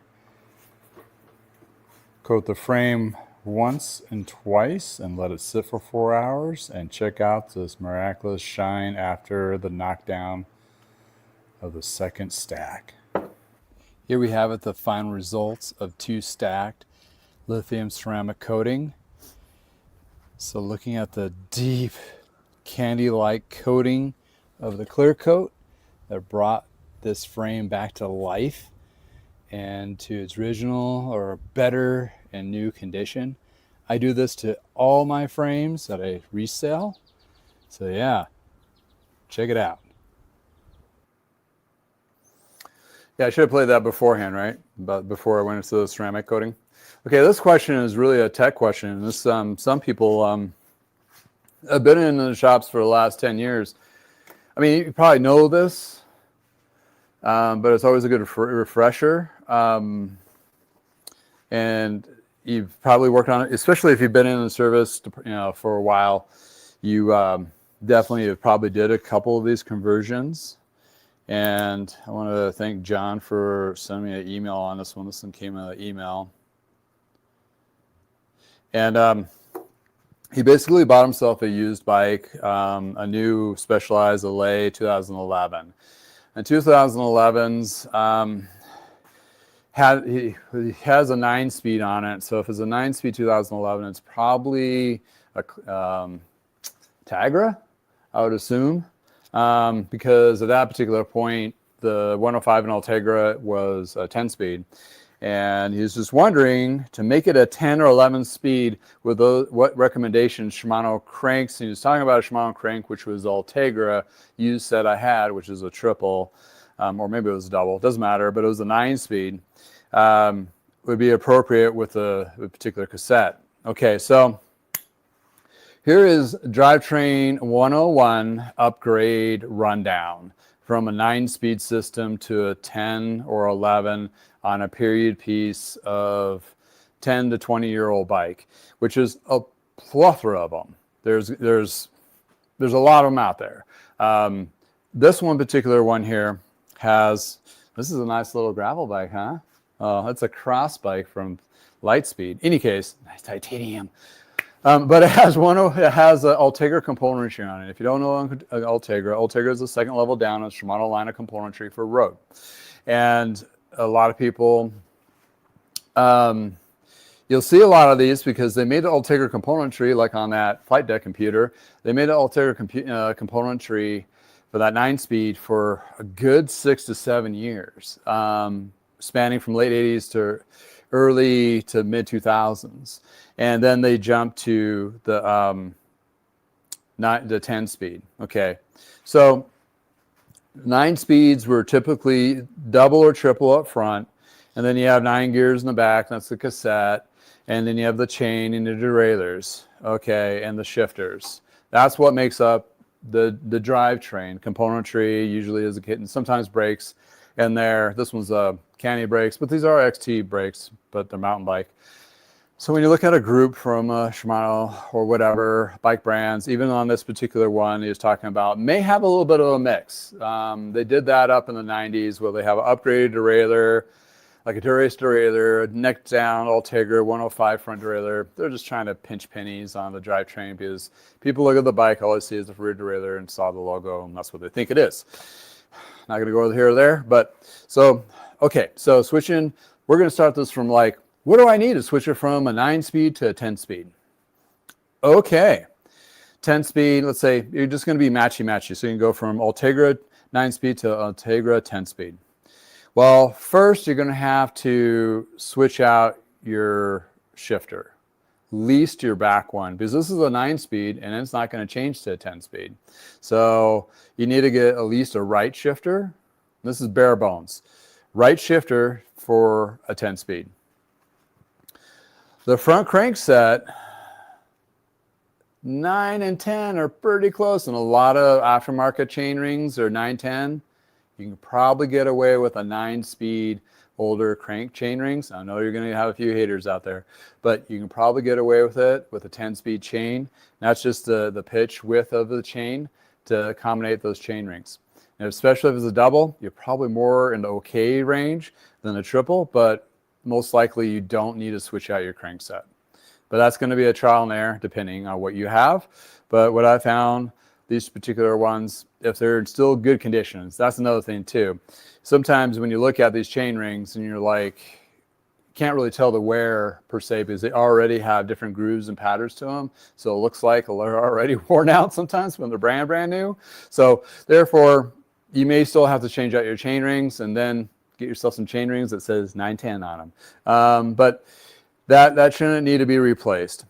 The front derailleur, I've ridden on them. You can get that chain to work on a 10-speed with a 9-speed front derailleur. But if I was switching out the front derailleur, I definitely would match 9 to 9 and 10 to 10. Also, front derailleurs are not that expensive. So even though it may work, it might be better just to spend that extra $20 and switch it out to a 2 or a 3 10-speed front derailleur. So, but you definitely need to switch out your chain and your cassette to the 10-speed. They don't play with each other. So the chain has to be a 10-speed. The cassette has to be the 10-speed. But luckily, the rear wheel does not need to be switched out because the cassette body on that will accommodate up to, some brands will accommodate up to 11. And what I'm talking about is this cassette body here. So these, you can get them to 7, 8, 9, and 10 from stock. They didn't switch these out in diameter, DI, over those 2 decades. So switch out your wheel, which is good. That'll save you some money there. And lastly, but not least, once you switch out your chain, is your rear derailleur. It does need to be a 10-speed rear derailleur because the angle of it and the pitch is designed for the spacing of the 10-speed. The brains and the muscle need to be switched out. So on this one specifically, if this rider is like, I want to go to 10-speed, it's like, I don't want to spend a lot of money. A $70 used 10-speed shifter, maybe a 40, the 50, maybe a $80 rear derailleur, new chain and cassette. Usually just do new on those if you can. Probably 150 bucks probably in parts. And you want to do your new cables and housing too while you're doing it. It's like, that's an inexpensive lift on that. Also on the cables and housing, it's one of those things where back in the 90s, we just got cables and housing. That's what it was. And then all of a sudden, there was a couple companies that came out with Gore-Tex lined cables. All of a sudden, you have these end-to-end marketing kind of works, does work. So many different cables to choose from out there. My recommendation, without going nuts, without like special coatings and holistic like promises, I found what works really well is stainless steel. So look for that stainless steel cable, derailleur or brake, both. That just keeps the corrosion down and so forth. And then I think Jaguar makes a 1.1, which is a little bit skinnier, and a 1.5 for, I have them down there, that's why I'm looking, 1.5 brake, which makes the cable just a little bit skinnier, so it flows through that housing a little bit less abrasive. So it gives you a better direct connect from the shifter brake to the brake and shifter in the back. The idea is less friction is possible. And that's where Gore-Tex systems came like popular, because some of the componentry back then was kind of mediocre at best sometimes, especially in contaminants. And what they did is have a coated cable with Gore-Tex on it with a external sleeve that went through the housing from the shifter and the brake all the way back to the end. So it was like completely capsulized. Now, that was a super colossal pain in the butt to set up, and only worked for a certain amount of time, and it was very expensive. Yeah, the stainless steel, skinnier with some good housing. Also, the housing is the other component is very important. I do for the shifter cables, it's pre-greased. Some people hate that, don't like it. Some people just believe in the dry thing. It's fine. What I found, the grease, prevents any contaminants, or less likely the contaminants to draw into that housing and cause friction, which is the enemy of the shifter cables and housing. For the brakes, the same thing. I just kind of do match it up with Jaguar and all that. So that's what I look at. You can get the kits. That's what I would do. Get a nice, decent kit, stainless steel kit. For the brakes, the latest rage is compressionless housing. It's like more expensive, but that's one we've been putting on this beast due to the fact that it has cannies from the 90s that I need to make work. And the old cabling on there worked okay, but I put compressionless on there. It's going to make that even more impactful of braking. For a gravel bike, it's even better. I found on these, if you ever come across the old cross, it's not a gravel, it's cross, and about 40C is about the widest you can get on these. The pitch point on this particular frame on the titanium Lightspeed is the chain stay. It's really close there. If it got any wider, it would rub up against it. Plus, you want to leave a little bit of a gap so contaminants can go through, especially if you're doing gravel or dirt riding, because you want that to go through and not bind up on your frame. That's dangerous-ish. Heavy metal cycles. Go back to your comment. So yeah, great question on like upgrades and changes. That's the bare minimum. If it was me, I would do a shifter set for 10 speed. So you do that. Yes, I would do a crank set. That's 10 speed, because the next generation of cranks on the Shimanos are external bearing, and it has more of a leverage piece. Ironically, I have a used one here. This that puts the bearing point loads further out, gives you better leverage. That's what the Kool-Aid is from Shimano, able to crank into it. And these are Holotech, which is the same thing they were doing on the older Ultegra, but you can probably find a set, on the used market on eBay. You can find my eBay a link below, but I did post some. I'm starting to post on my listings like a bike frame. I'll put the OEM parts that were on there originally at some point, if I just have the frame or whatever. Then you can click on that and it'll give you kind of a direction into the eBay world of like, and with using the proper part numbers and so forth, that give you the better direction. But in any case, back to a better crank set is going to be faster, more efficient for energy, and possibly a little bit lighter. Front derailleur, yes, you want to play a little bit better with it. The 10 speed, and also we talked about the 10 speed cassette and so forth. How much is that more? You're going to switch it to the 10 speed from the 150, might knock you up to about 200, 250, which is not too bad. You can still keep the same brakes. The brake pull is not different between 8, 9, 10, or 12 speed, I don't think, on the side pull calipers. Unless you get a caliper that has disc and you're like, oh, then you're just up a creek, because got to keep in mind it's got to be cable actuated brakes if you're doing older school stuff like this here. The cross maybe a little bit different, but they make specific, because the pull of a road shifter is different than a brake lever on a mountain bike. It has a different pull to them. So keep that in mind if you're doing those kind of conversions on that. So hopefully that kind of clears up some mud. If I was going to go to 11 speed, it's going to all have to change except for the brakes. What's nice about the older frames and so forth, and this goes on mountain bikes too, but road bikes really, they use the 68 shell from ever, pretty much. And they've marketed that until they did the press fit bearings, which was about 10 years ago. So you can still get the external bearing systems to work with the newer componentry. And there's several companies that have made a business of doing retrofitting pieces, bonnet brackets and headsets and stuff like that to retrofit the older design bonnet bracket shells to a newer crank system. So you can convert those. I'm not really fond of the press fit bearings in the bonnet bracket. They've had some colossal failures and they've moved on, but they've let the consumer absorb that pain. So keep in mind on those, if it's like a BB30 or BB90 or whatever it was, I have to look it up again because I'm not that versed in them. I just know I stay away from them. Usually they're stamped on the bottom there trying to advertise it, but it turned out to be a POS. Some of them are fine, and some of them have retrofits so you can work from it. And that goes along with a lot of the newer bikes have a lot of those press fit. And they've learned, like the newer ones, they've learned from what they've mistakes, is what they need to do is make that a lot more serviceable and also holds up better, but not in all cases. But what happened, like, for example, a bad case example is press fit. Trek decided to do a press fit bearing. These are around the 2012-10 bikes, so you want to keep an eye on the carbon bikes. And they press fitted right into the carbon. And thinking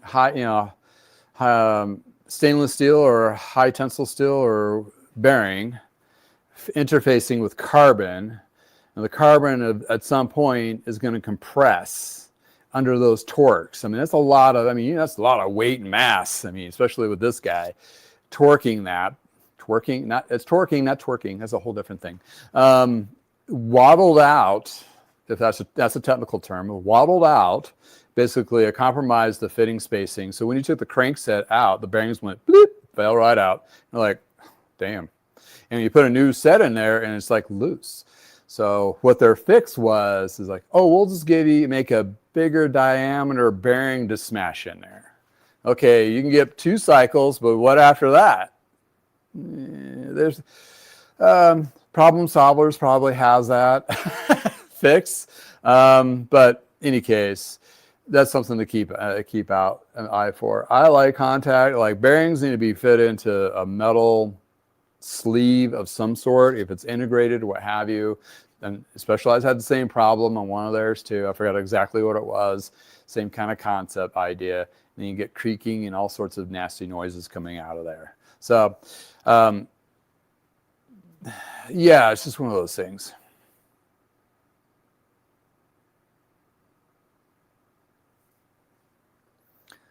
Hold on. I have to...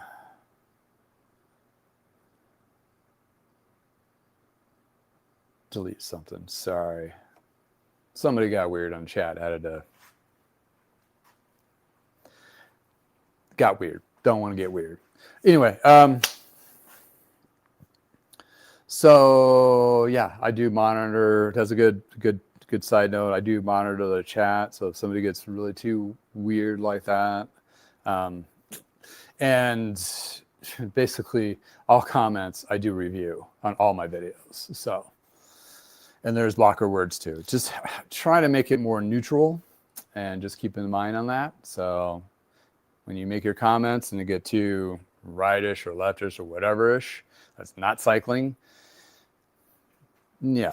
Anyway, have to do it. Trying to keep it a safe place for everybody, for all of us that are participating. So going back to, that's a long way of talking about conversions. And then you can go down the weeds, right?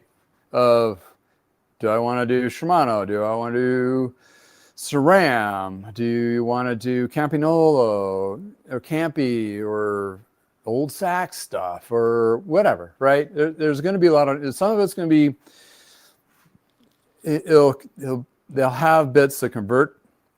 Bottom brackets is one. A different spindle length of a bottom bracket is going to be a different spindle length for a double or a triple.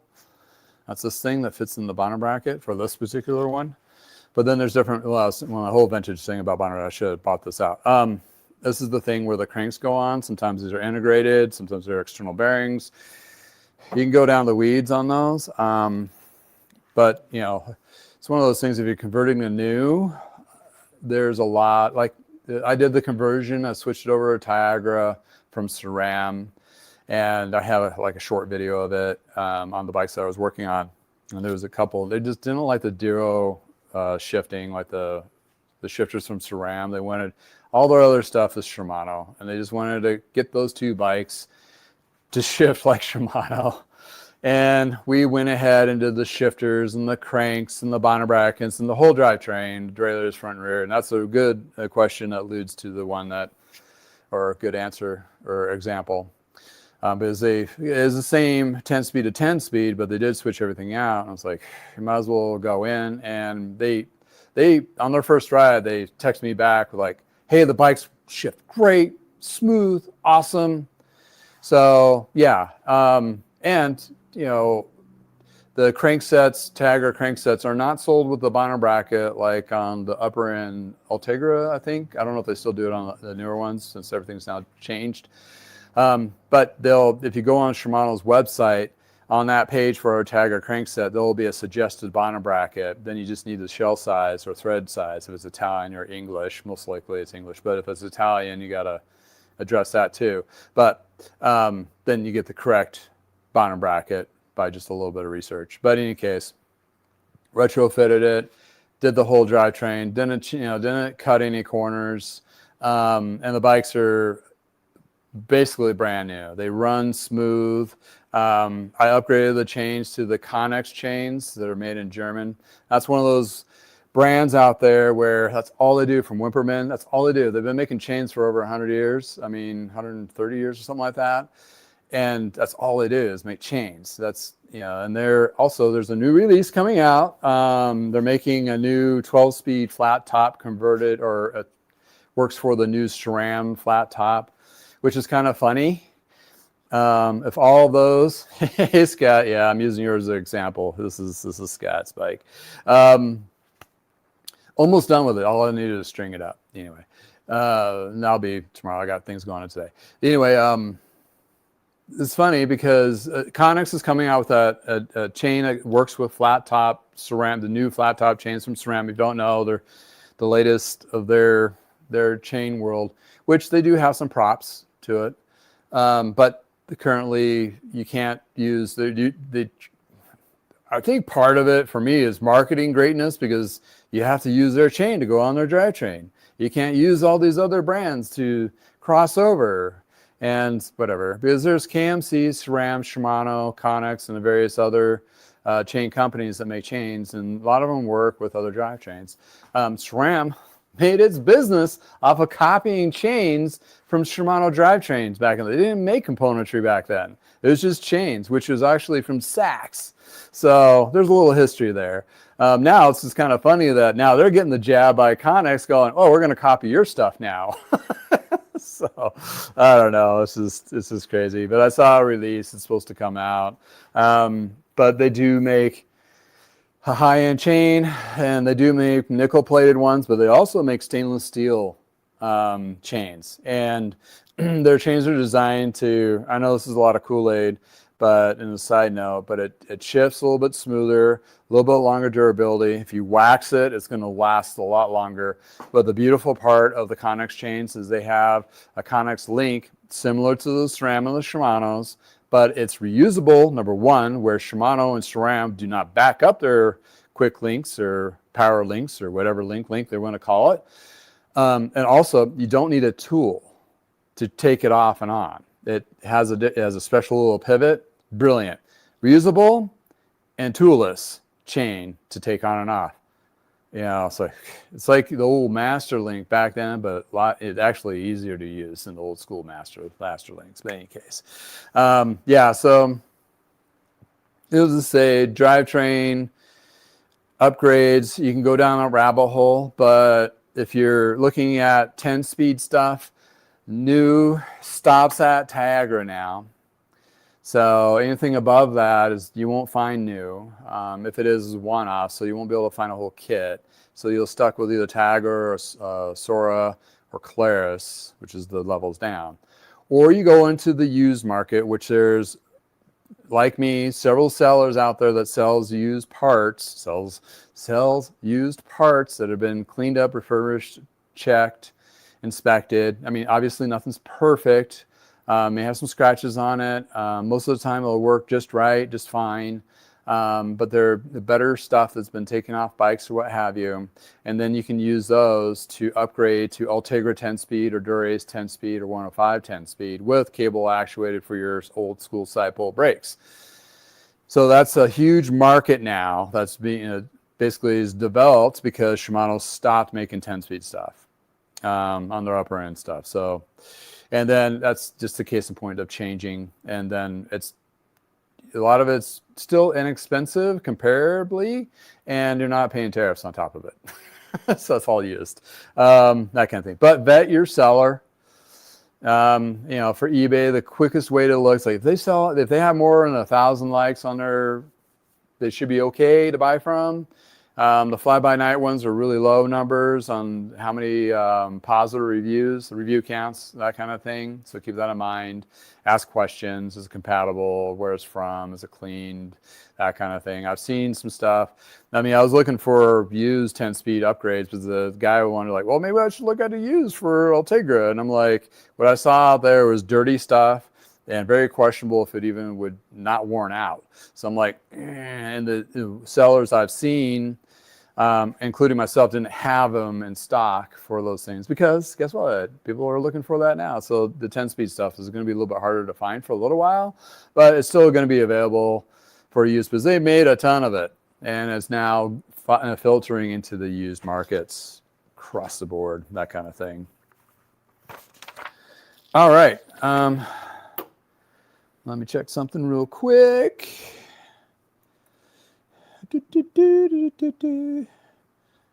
While I'm reading something real quick so I don't delay you.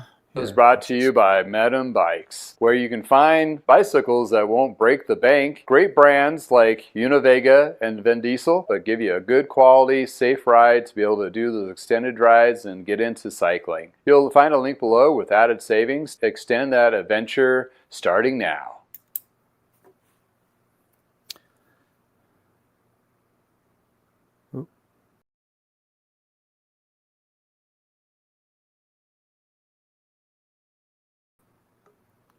There I am. Sorry, I lost myself. How to get lost.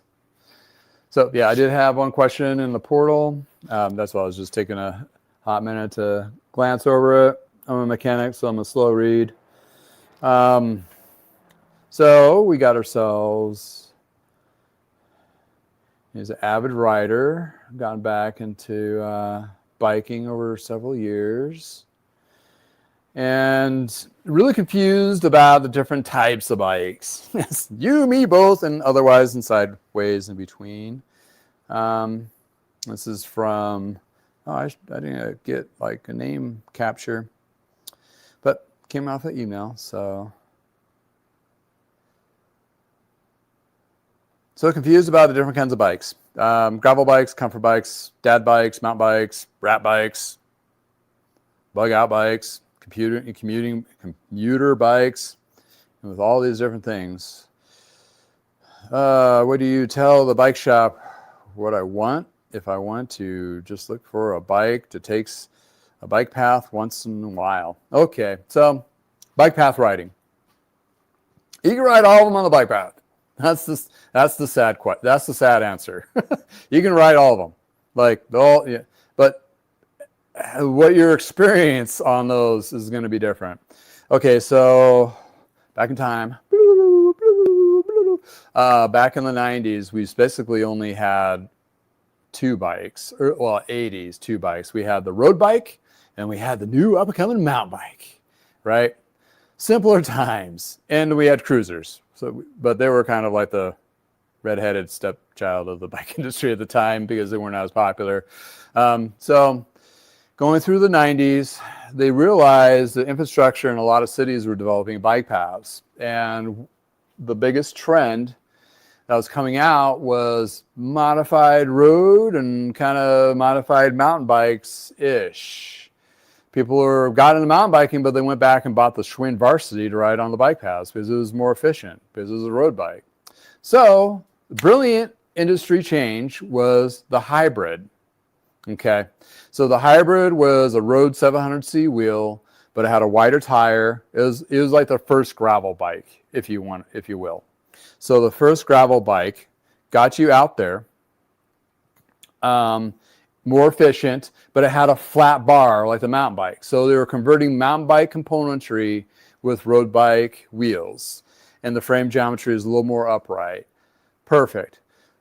Still very valid today. Most people, that's all they really need is the hybrid bike. But as in marketing people and industry, they decided in the 2000s to make that one bike and make 4 different ones in that one bike that fit 4 different directions, like micro adjustments, let's put it. One had suspension, had a front shock, a little more gravelly, more dirt roads, less pavement. A little heavier, but same kind of type of position. Then you had like the comfort one, where they had the little shock C-post and the high-rise bars, so more towards the cruiser style. Really chunky, kind of heavy, but it did fit that niche. Then you still had the hybrid, and I'm sure they had like another one or two, depending on the brand company out there. They had the step-through one, and those are all kind of predating what gravel was. And gravel is what this was bike back in the day, a cross bike for specific cyclocross racing.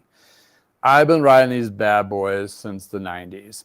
I loved them because I can just jump off the path and be on dirt and be cool with it and still not lose too much efficiency. So my dad always coined the hybrid, It's not a good mountain bike. It's not a good road bike. It's a great compromise. So if you're looking for that hybrid or looking for that bike path bike, what's going to be comfortable for you? Well, the hybrid, probably a little bit pretty comfortable. You can go more of the cruiser style if that's your style of riding, but you'll be pushing more rubber and it's going to be not as efficient. But if you're just out there for a ride and you're not going to do super distance, then that particular bike would be just fine, like the Specialized rolls that we have. You know, I'm not going to do more than 10 miles on that because it'll kill me. But if I want something more efficient, go like 20 miles and so forth, the hybrid's a great way to go. You don't need a road. Road is going to be twitchy. It's really designed for going fast. It's really skinny tires and so forth, unless you want that. And mountain bike is a little more driving that Jeep on highway. That's a great way to put it on that. So with all these different brands and models, so pulling back a little bit, the gravel bike is probably the newer version. If you're going to go out and buy a new gravel bike with a disc brake through axle system, that's probably the best of the ones if you want efficiency, because you have the drop bars, kind of like the cross bike. But with those particular wheels, you can buy, if you have more dollars and cents, you can buy another wheel set that matches. So you can just switch it out and put a skinnier tire on that for road riding. So you can do your road wheel set for road riding if you're just going to be on road and bike paths the whole time. And then if you have like opportunity to go some light trail riding or dirt roads and so forth, you can switch those wheels out. It all depends on what's conducive in your neck of the woods. Also, what condition of those paths would be related to that too. We have really nice bike paths here. They make them nice and smooth and they grind them down when they buckle up. I've been in places where it is a bike path, but it's more like four-wheel driving. So you might want to consider the more aggressive style of hybrid, duo sport as they coined it. And yes, they made 800-mile models of each one of them. And as being a former inventory manager of a bike shop, that just would lose his mind about why are we having so much of these and add like 8 colors to each one was beyond me. But they're there. That's it, and that's how it rigmarole rolls. So I hope that answers the question into some clarity. But quite honestly, your community bike shop that does cater to more recreational riding, they'll be a great source of the community that you're in, especially if you're new to that community, because what they're going to have on hand, what has been selling a lot of currently, because they're not going to be buying in a lot of the other models that's not conducive to the local riding. So they'll have something and possibly something used and a little bit cheaper for you too. So that's a little gold nugget to kind of leverage your local independent bike shop to, you know, they're going to stock the ones that are going to fit for the bike path riding in your neck of the woods. If it's a specialty shop or a high-end shop, you're going to get a lot of different kind of Kool-Aid there, or a corporate store will not conform to the local riding. Keep in mind. So the Trek store, the Specialized store, the Pond Mike's Bike stores, even REI and Dick's, they're going to have a template of bikes that they carry in all the locations, not specific to the region and the locations you're at. So that's where the local independent bike store is going to be your best buddy when it comes to finding out the right kind of bike for the right kind of conditions in your neck of the woods without having too much trial and error kind of thing. And once you learn that, either you can buy from them or then you can venture into the used market and see if there's something that's within your area that has that bike that fits that niche for sure. So hopefully that gives you some good insights on your answer there. Thank you for submitting that as well. Double check, make sure there's no other ones. Sweet. Awesome. All righty. Thank you all for chiming in. Hope you enjoyed the experience. It's starting to go a little toasty. I'm loving this time of year because I can leave the garage door open without cooking. It's in the 70s. It is going to be a little bit warmer this week in the 80s, but it's more manageable because this is literally a garage. You can see the door going to the house. I mean, this is my happy place. And yeah, it's makes it a little bit easier to work on stuff in the afternoon, and also be able to keep the garage door open, get some fresh air. And I got a whole bunch of neighbors walking by looking at this wackadoodle guy talking to himself in the garage, which is funny, which is, kind of entertaining in itself. But yeah, there's on a personal note, personal business note, things are good. I've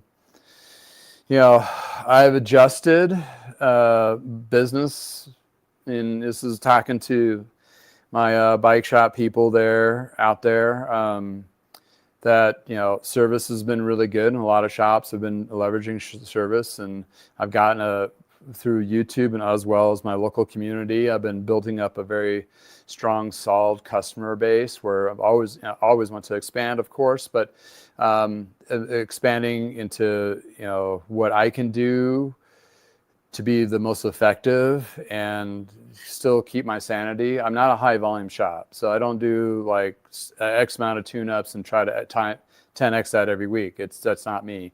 I try to do high quality tune-ups and space them out so I'm not burning out. Plus I'm getting older, so it's like standing on concrete, it's not the best thing for a guy like me to do 10-15 hours a day. So I've spaced it out and that kind of thing, where I'm a little bit further out on my tune-ups. It takes a little bit of time to get in a bike to see me, but you're getting a better quality tune-up than you probably would get in a lot of shops, and you at least get to know your mechanic too. And some specialty services a lot of shops just don't do either. That being said, I've carved out my niche, and it's working really well. And that's just on the service side of it.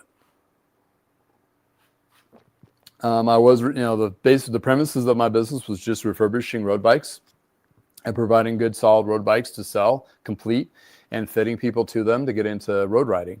Obviously, through the last few years, we've all experienced some changes in economical and business and all that, especially in the bike shop. So many ups and downs and weird twists, and feel like a pretzel some days. But as it currently stands now, the full bike sales is not as fruitful as a lot of you in the industry have already experienced and have experienced in the last year and a half, 2 years, where the sales have dropped on new, and even used have dropped a little bit. In addition to, there's more competition with that, because a lot of bike shops have had to pick up the used market to offset lack of sales on the upper end or others. They need that lower price point where the bike brands are not producing or providing. So therefore, the used market's a lot more plentiful for them. And then that kind of erodes a little bit of my business. I don't think I wasn't really affected per se. But I can probably see that in other shops, that's all they do is used bikes. For example, like Recycle Cycles in Fort Collins, and some other shops that do just specifically just used. Pros Closet, they have their own demons to work out. But their market is completely different too. What they're trying to do and what the market is two different things.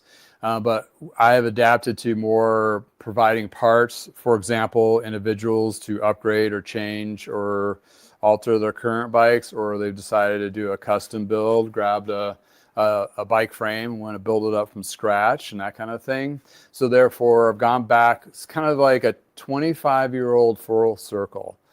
I used to chop bikes up back in the early 2000s when eBay was just a baby, and that was like a side hustle of mine at the time.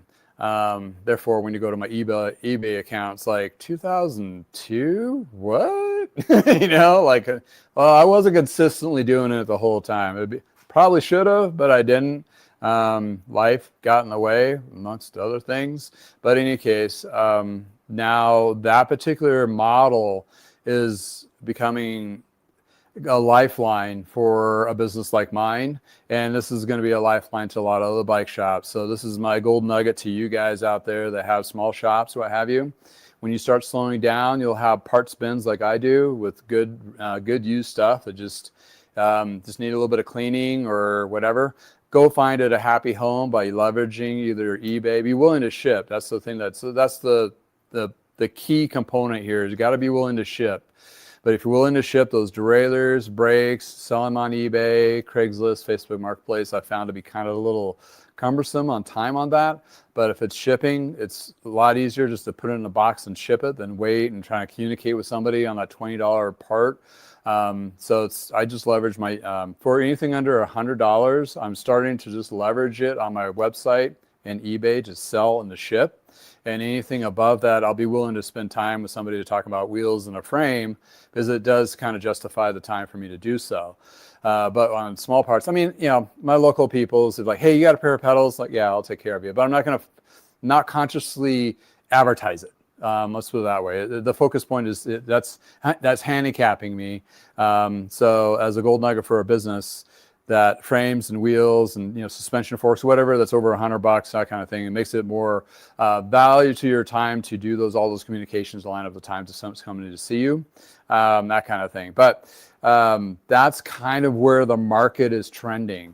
So for those who are looking to upgrade to 10 speed, or they're looking to do other things, those parts are going to be even more needed, and especially since the new stuff is going to be harder to find or priced out. That's the big leveraging piece on that. That market's always been there. Now it's going to be even more so, and you're going to definitely see an uptick, and which I've already seen. And also that, for example, if you're that leveraging that used bike, like a bike shop does a trade-in and has an X dollar amount to that, they're trying to get that margin of what they're going to sell it for similar, or at least cover the mechanics costs and parts to sell that bike to retain or capture that customer. Well, on the used parts right now, if you get the right bike with the right parts mix, you can double or triple your money on that particular bike just by parting it out. And the gold nugget here is on the full bike, it's been taking 60 to 120 to even longer to sell. Parts, I can get my costs out of it within the first month, even though I may not sell all the parts off of that one bike, and some of those might drag on, but at least I get my return investment so I can keep the business going on quicker turns on part of it. And if you do get something that goes sideways, it's not the full bike, it's just that part. So you may only need to take a $50 loss on that one part versus the whole bike, or discount it or whatever, which I've had issues before once in a while. I mean, I'm not perfect. The componentry, sometimes something fails, it gets damaged in shipping or whatever. There's also all those variables out there. But as in a business to business perspective, for those who are smaller shops or even a bigger shop that wants to leverage a little bit more, you have a gold mine in used parts, I know, sitting in your benches in the back, or some trade-ins are like, would it be better instead of spending $200 to get this thing to work? Not this one. This is definitely a golden nugget. But I mean, you know what I mean? Like, or should I get, more money out of it? That kind of thing.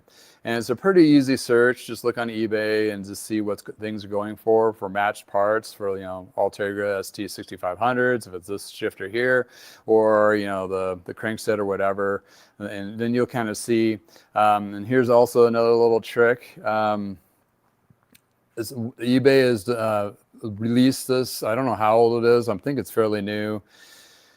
So they'll have market pricing suggestion on that used part. So if you go to list that ST6500 shifter set, get some pictures in a description, so forth.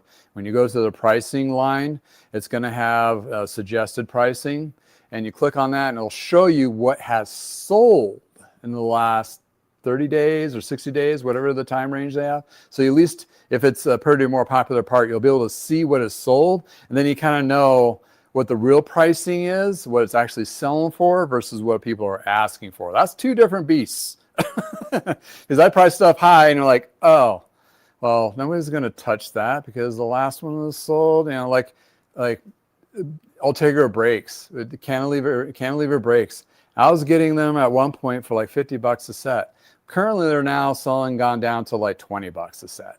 I didn't know that because I only had, between the last time and the next time, it was a time gap. So the price has gone down on those, and has gone up on other parts too. So that's keeping mindful on that.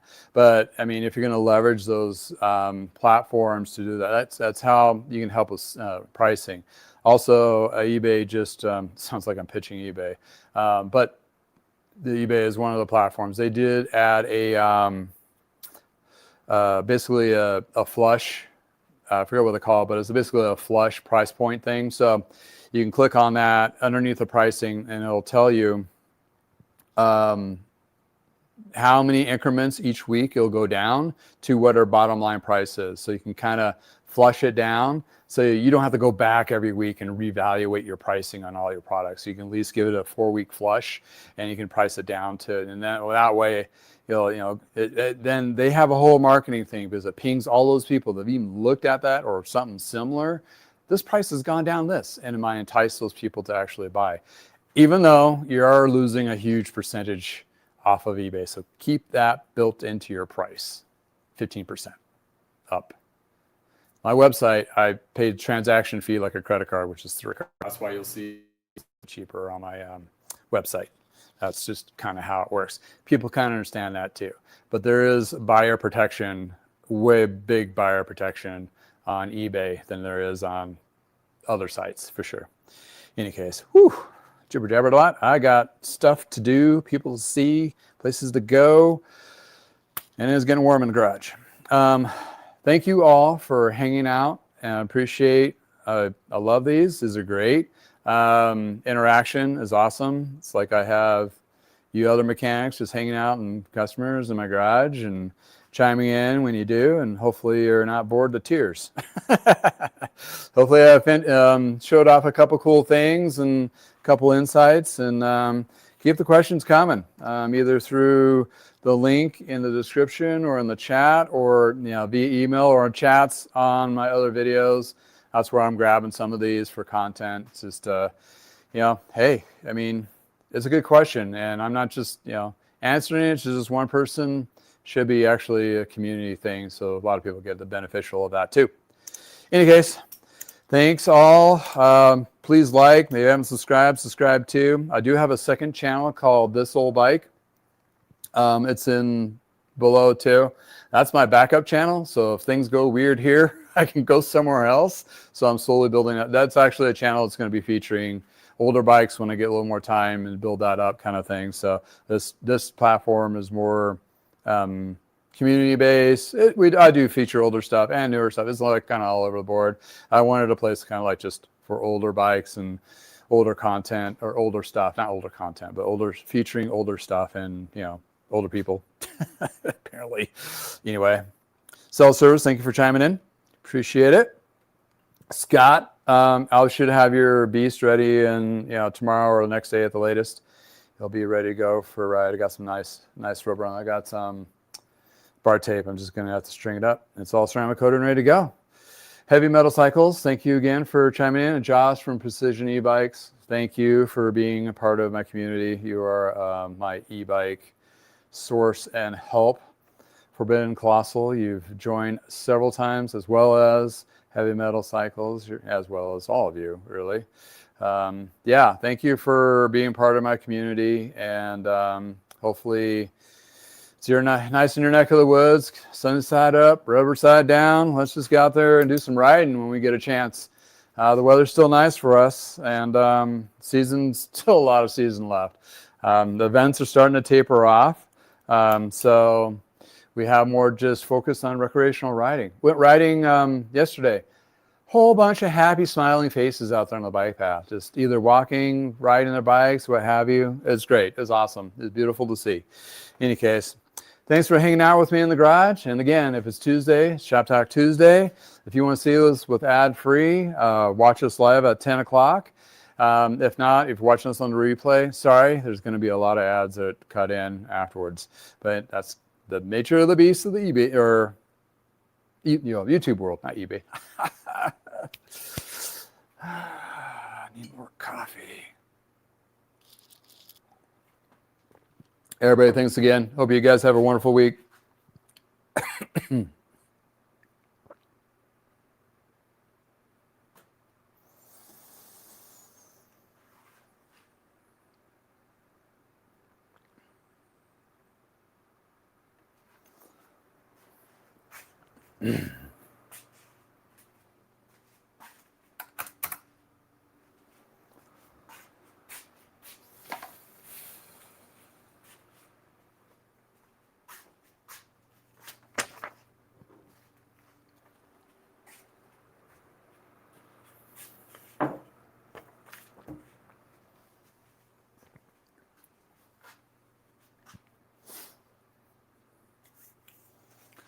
Oh, what did I do with that? Ooh, starting to get warm in here.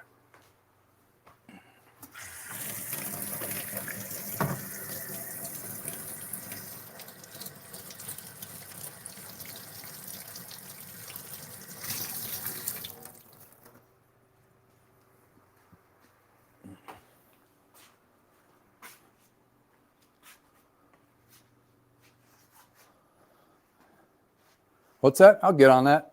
I got it. We're all good.